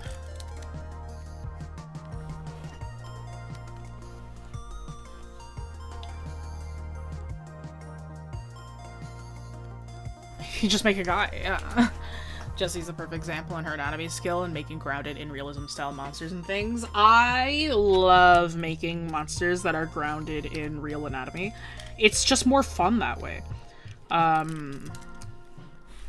Speaking of D&D, I designed one of the monsters for a friend's campaign a long time ago. I helped them with it. And it was this big dragon that had, like, really exaggerated, like, bat wings to where the wings were actual just giant hands. Like, got to work with his insides, and you got to see it through, like, a glass panel. It was awesome. I had so much fun with it. I think I finished the design in 3 days, because I was just so into it. I was like, dude, you don't understand the Cloud 9 I'm on right now. I was like, this is such a fun design to work on. I am living at this moment. Yeah, no, it was a good time. I've showed it on stream a bunch of times because it was just, I was like, you guys don't understand. I feel like a god right now. This is such a cool design. I'm just a really big fan of incorporating the science of art. I love the science of art. I think it's fun.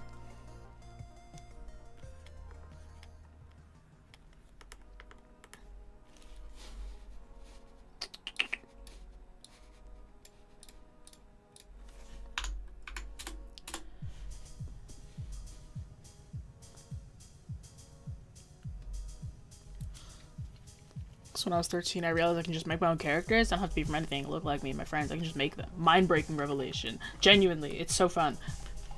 Real question is, can this character spin his head all the way around? No. So, this is not canon. This is just me playing around. He does not have a body like this.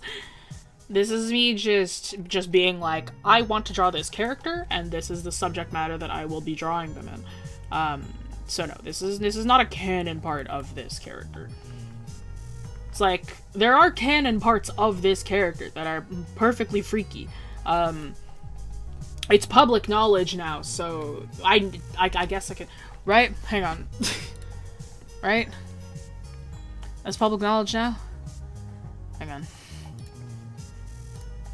I posted this, right? Yeah, session 6. Yeah, because session 8 just came out. Okay, yeah, it's public knowledge now, but it's underneath the mask. I designed it a long time ago.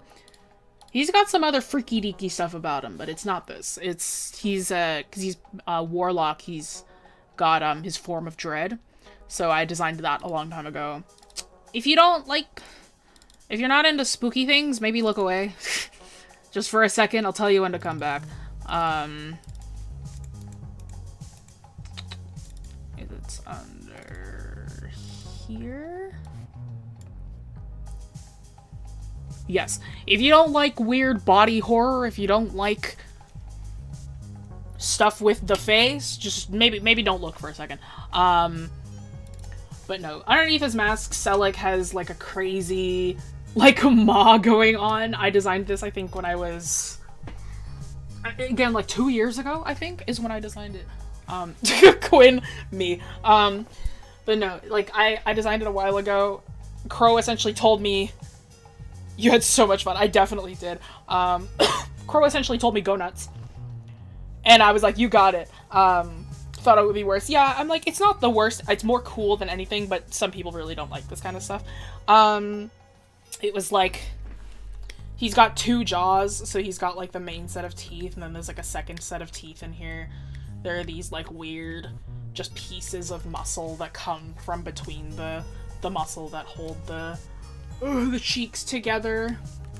His, like, mandible is essentially fallen off. So if I take the bone is, like, right here. Let me actually use red. The bone is, like, here. Right? And it has essentially fallen off of his face. It's kind of banshee-like. It's being held together by, like, sinew of the skin and the muscle. It was fun. He was a lot of fun to draw. And then his masks just hold it in place. Love the mask so much more now. The smoking. His whole motif is smoke. So he is like based around like smoking. That's like his whole thing. Okay, if you didn't want to look at that, you can come back now. But no, yeah, Selleck's whole motif is like smoke. So he is. Don't smoke, children. This will happen to you. Yeah. No nicotine for you, or else you'll end up like this. That might convince some people to don't do it. Not good for you. No.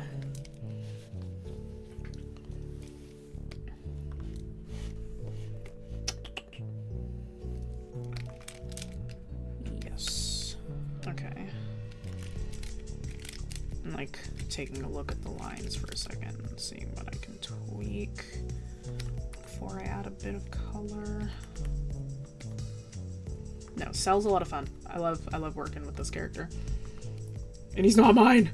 I remember when I finished designing him, I put my pen down and I was like, damn it! And Crow was like, he was watching me do it. And he was like, what? What's wrong? And I was like, this character's so cool. I'm like, he's not mine though. He's yours. I'm like, I can't. I'm doing this for you. He's not for me. I was so angry. I was so mad about that for so long. I was like, ugh, this is such a good design. It's not even mine. So mad about it. No, I love Selleck. He's so fun. Yeah, Selleck smokes, but he does not breathe any of it out. All of his magic comes from the smoke he stored. Yeah, he's essentially like a fog machine. With his magic. I need to color pick. I need to make...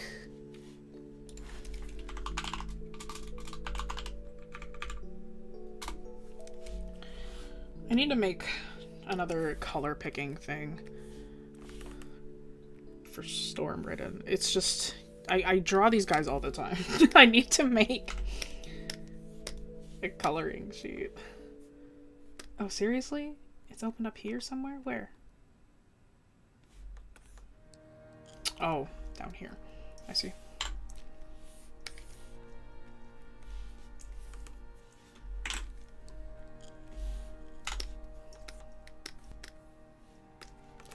Yeah, that's fine. Okay.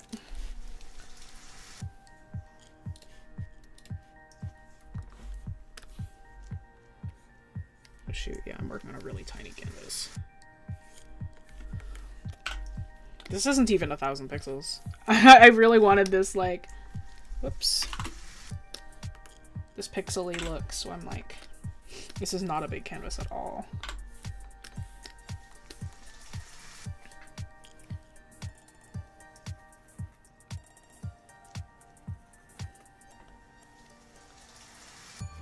Moriel from Hunter x Hunter. Oh shoot, I forget that character.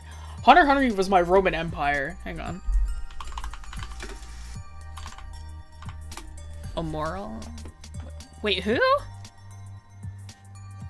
Oh, Mora. Oh, that's right. The smoke. I was like, he don't look like this character, and then I realized, oh yeah, the motif of the smoking. Yeah, that makes sense. The pipe guy, yeah. Sprays perfume into his mouth. He takes nauseous fumes and stores it for magic use. Yeah. I'm telling you, he's a fog machine. He's just a sentient fog machine.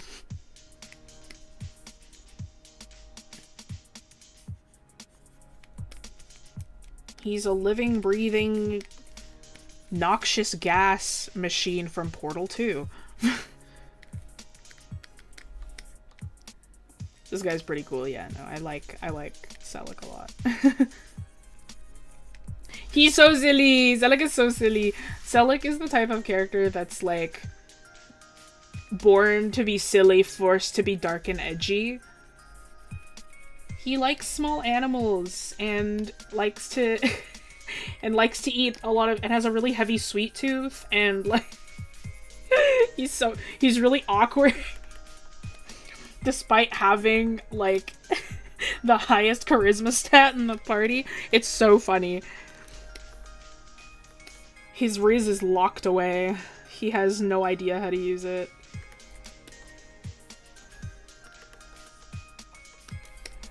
No, he's so fun. I love Selleck so much.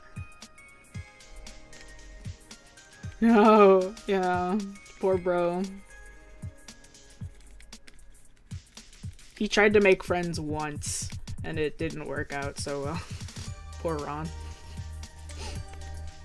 He just scared the crap out of Ron and made him run away. It was very funny.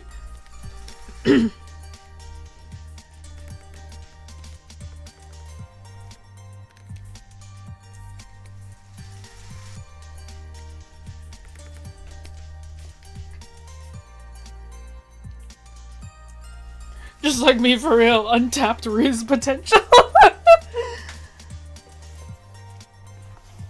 He has a 20 in charisma, only for intimidation. He has 0 Riz. No, guys. 0 Riz. No. I think I have a doodle of Selic where it's just him in front of a laptop and it says like 20 hours of silence interrupted by a smoke alarm beep at random or something like that. Because it's just something he would do, probably. And like...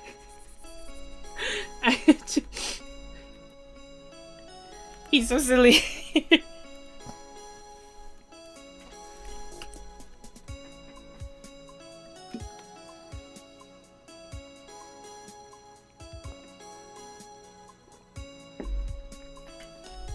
No way he chills to that. I don't know, babe. Can you confirm? Would he? In canon? Would he canonically vibe to it?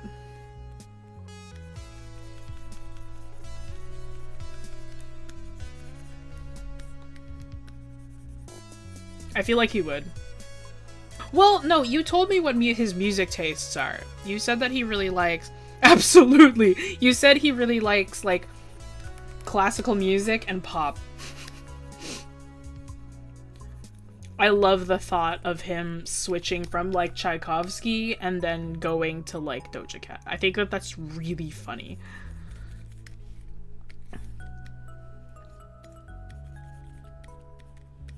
We go from, like, Debussy's Arabesque No. 5, and then we go to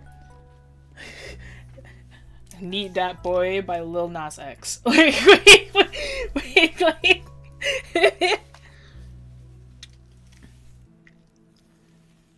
True, but that's not music, it's just sound that he sits with. Yeah, that's fair. I love the thought of him, like, not just taking the battery out of a smoke alarm, but just listening to the sound of a smoke alarm without its batteries out. That also implies that he does not have a smoke alarm, which, to be fair, that's pretty character accurate, I think, all things considered. Who needs a smoke alarm when you eat the smoke?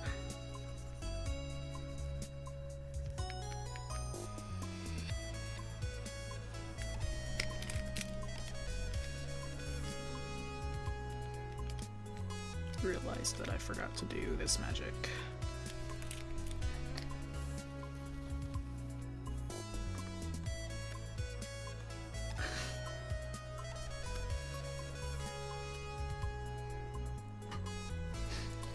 We go from starships to minuet. You're so right. If his smoke alarm worked, it would be need to pay overtime. You're so right. His house is a constant hotbox. I love that thought. That's so funny. That's genuinely so funny.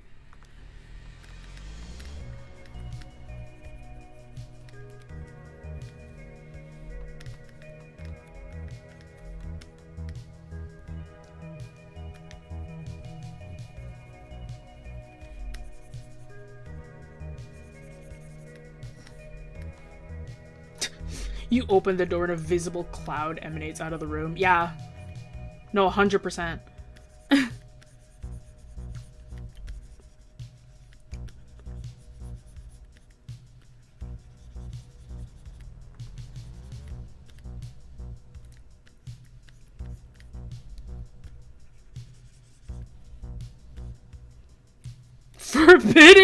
Forbidden sauna.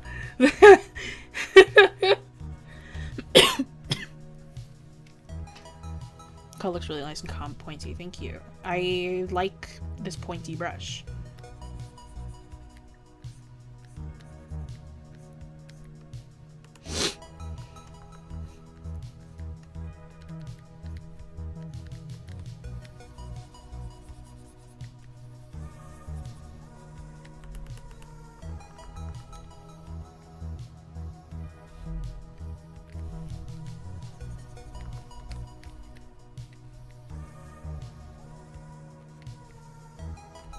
Which, by the way, this is just a hard round. I'm just using it in, like, the pixely version.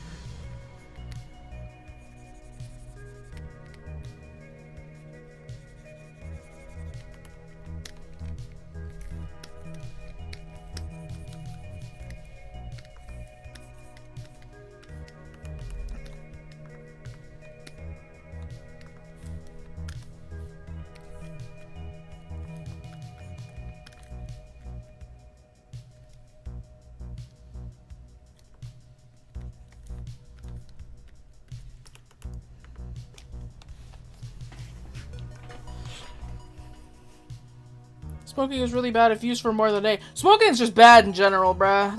Don't smoke. Smoking is super bad.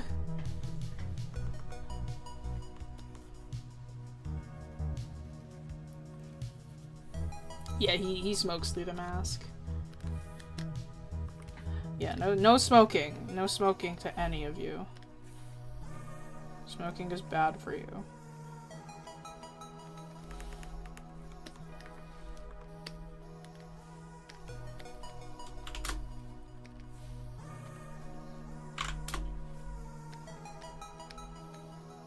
We're gonna do some fun colors today.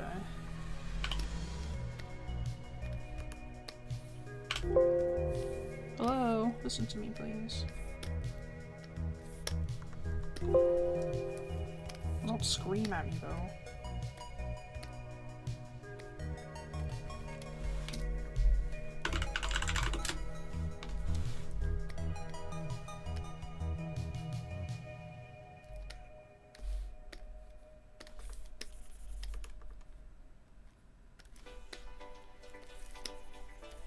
No, overlay is right. Cool.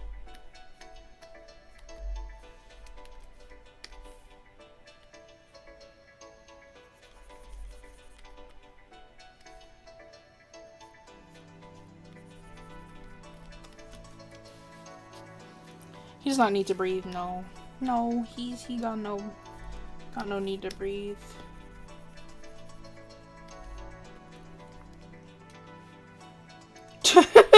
No, Quinn!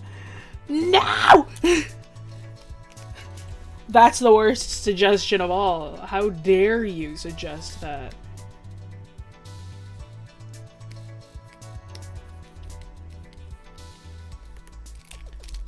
A fate worse than death. Sorry.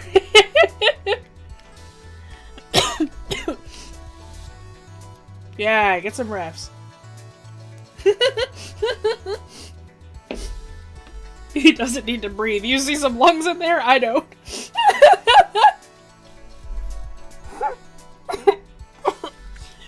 That wasn't even my intention. That's really funny.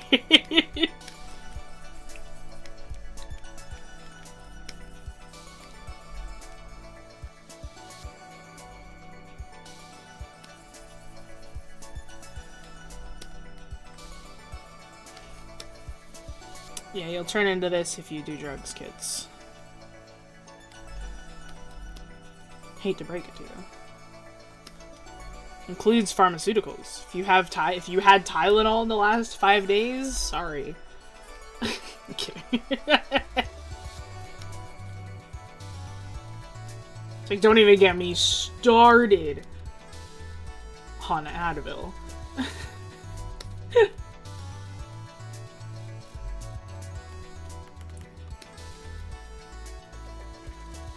Rip me.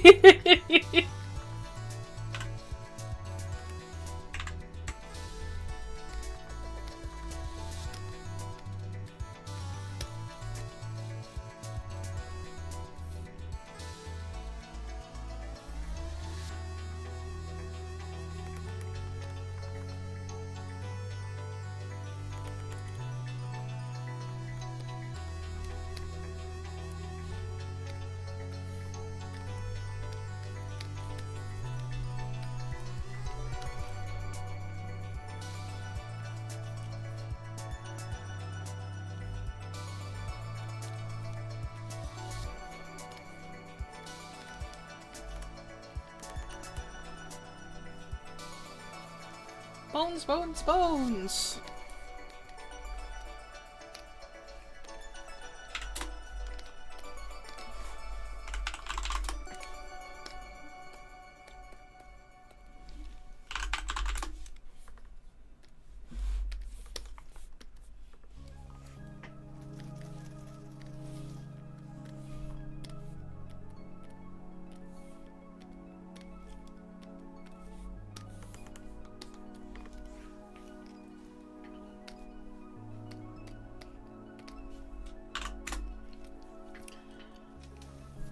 Okay.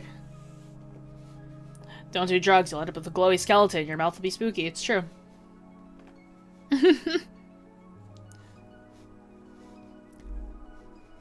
Kids are like, wait, I want to look like that. Yeah, pharmaceuticals.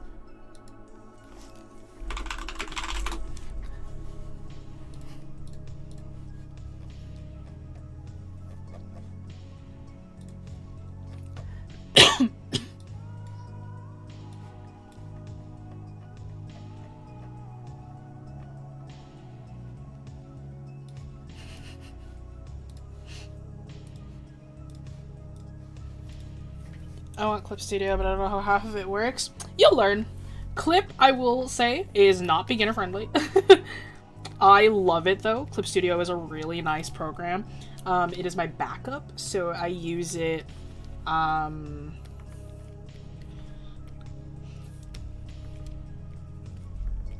use it if, like, I need something that Photoshop doesn't have, or, like, if I'm on the go and Photoshop is being annoying to me, then I will use Clip.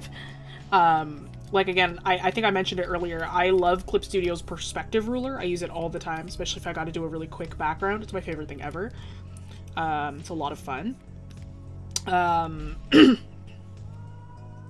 Yeah, Clip has some really nice assets. It works almost the same as Photoshop. There are just, like, minor things about Photoshop that I prefer. But, like, that's a me thing. I know a lot of people way prefer Clip, and that's, like, totally cool, too.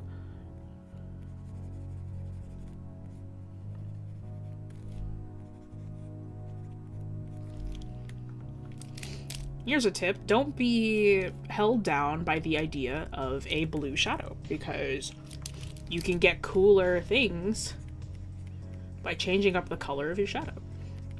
Also, generally, if your light is cold, you're going to be wanting to use a warm shadow anyway.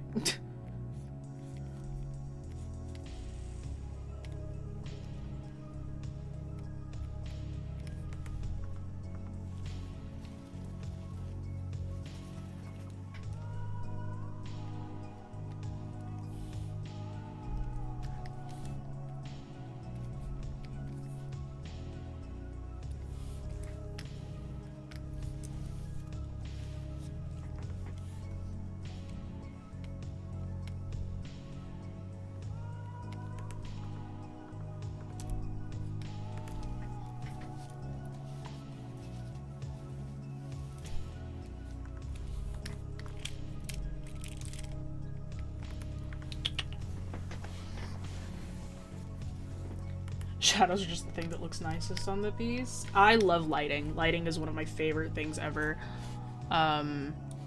It is, like, the thing that I have, like, the most fun working with, I think. I love figuring out lighting. I love, like, seeing the before and after of lighting. I think it's a lot of fun. I mean, I just love the process of art, obviously, but I love the lines, I love lighting.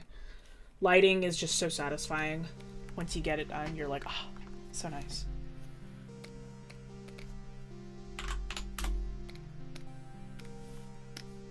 Oops.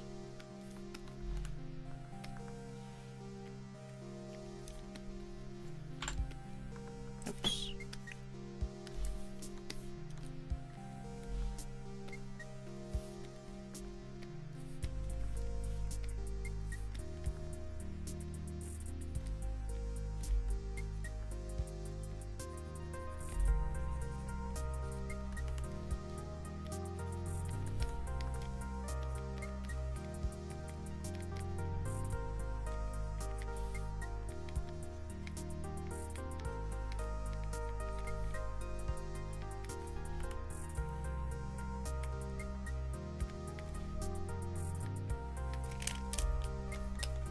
What I'm doing right now is adding occlusion shadows, which aren't necessarily created by,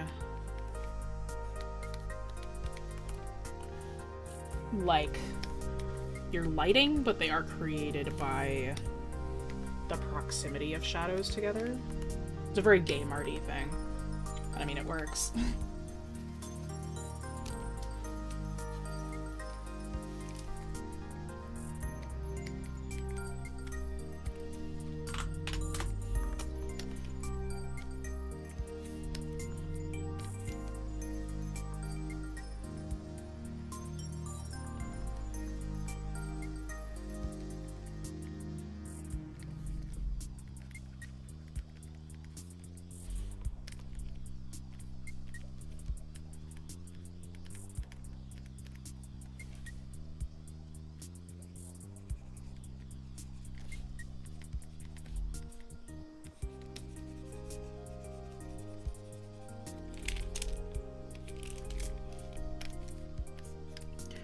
Don't mind me being quiet, by the way. We have a very short amount of time left, and I am speeding through.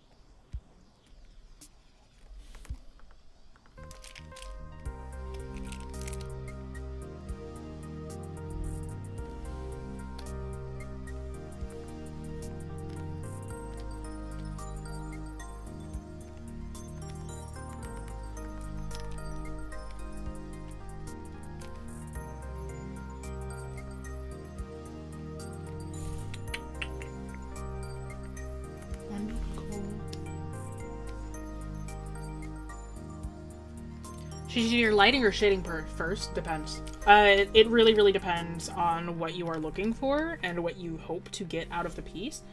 Like, I am doing my shading... I did my shading first on this one because it was overall darker. Usually I do my... Well, here's the thing. Lighting and shading is one and the same. They are kind of just the same thing. Because the term lighting is just like, oh yeah, it's where your lights are going, where they're coming from. So realistically, you're going to do them both at the same time. I assume what you're asking is, do you apply your light first or your shadow first? To which then, if you are applying your shadow in a normal setting, you're probably not going to add in like another layer for light, most likely. But yeah, I mean, like, again, like, I did my shadows first here because I kind of wanted this to be darker overall. But realistically, it doesn't really matter.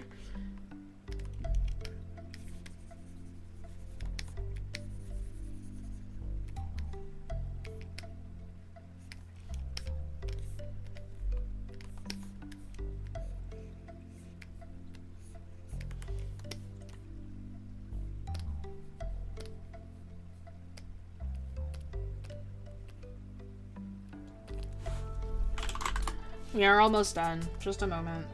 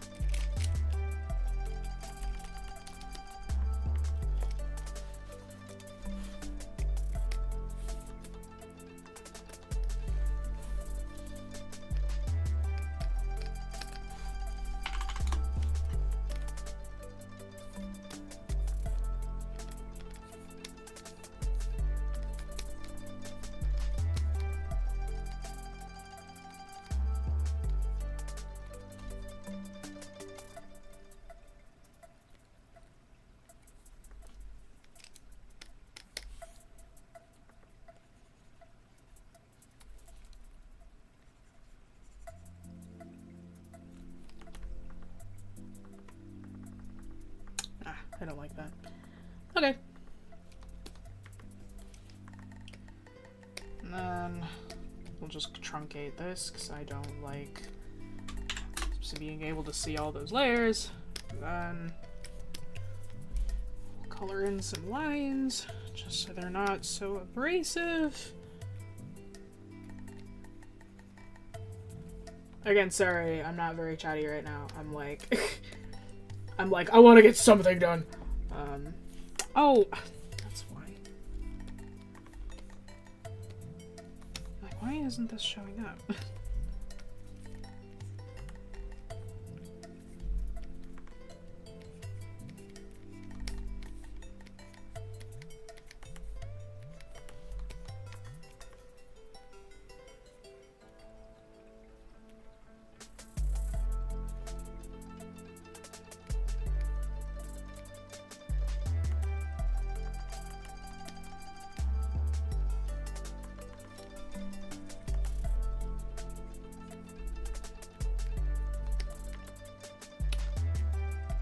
Sure, let's go with that. Okay. Oh god. I'm so sorry. Ugh. Okay, everyone. Thank you all so much for joining today. Today it's better to draw from real life references from photos. I've heard that you have an easier time understanding forms if you use a real life reference. Yes, that's true. It's really either or. I always say that there's no reference better than real life reference. Because, I mean, it's also just fun. It's fun to draw from real life reference. I love working from life, like using life drawing artists and stuff like that. I think it's a lot of fun. But sometimes you just don't have access to that, so it's whatever you can do at that time. So, like, sometimes you have no choice but to use photos. But yeah, no, I would 100% say, like, real life references are so good. It's just a lot of fun that way. I'm so sorry. I just said I was done and I started adding more. Okay, but yes. Cool beans. Good enough. Thank you all so much for joining. Hope that this was informative to you. If you don't know too much about the studio, popping in for the first time today, hello. We are Wing Canvas. WingCanvas.com, check out the classes that we offer. I am one of the instructors for the classes that we offer. I'm one of the mentorship instructors and one of just a normal class instructor. So if you want to check those classes out, be sure to check this out, WingCanvas.com. If you want to see this file just as a JPEG, you're going to go to our socials, Discord, social media. Follow us around all those places and you'll see those cool and epic. But if you want working files of any kind, you're going to have to join the Patreon. You're going to have to join the Patreon, become a YouTube member, that fun jazz. And on top of that, you get some cool critique days where you get to sit in calls with the instructors, or you get to, you know, depending on what tier you're in, you even get one class per month, which is pretty cool. And you get working files. Working files every month. Pretty cool, pretty epic. But alright, y'all. Thank you all so much for joining me today. Tomorrow, you got me. Tomorrow you got me, because this isn't Saturday, it's Friday. So you got more streams, and tomorrow you got me. We're going to be drawing some people together. We're going to be drawing some background characters, because every aspiring character designer is like, I love drawing my main characters, I love blah blah blah. And when you're a character designer, more often than not, you're not going to be doing that. So I'm going to show you guys what that looks like. And then after me, on Sunday, you guys have Josh. Josh is going to be drawing food characters with you guys. I'm going to be doing food character design for fun on Sunday. Pretty cool, pretty epic. Alright, thank you all so much for joining me today, and I'll see y'all tomorrow. Au revoir, bye-bye.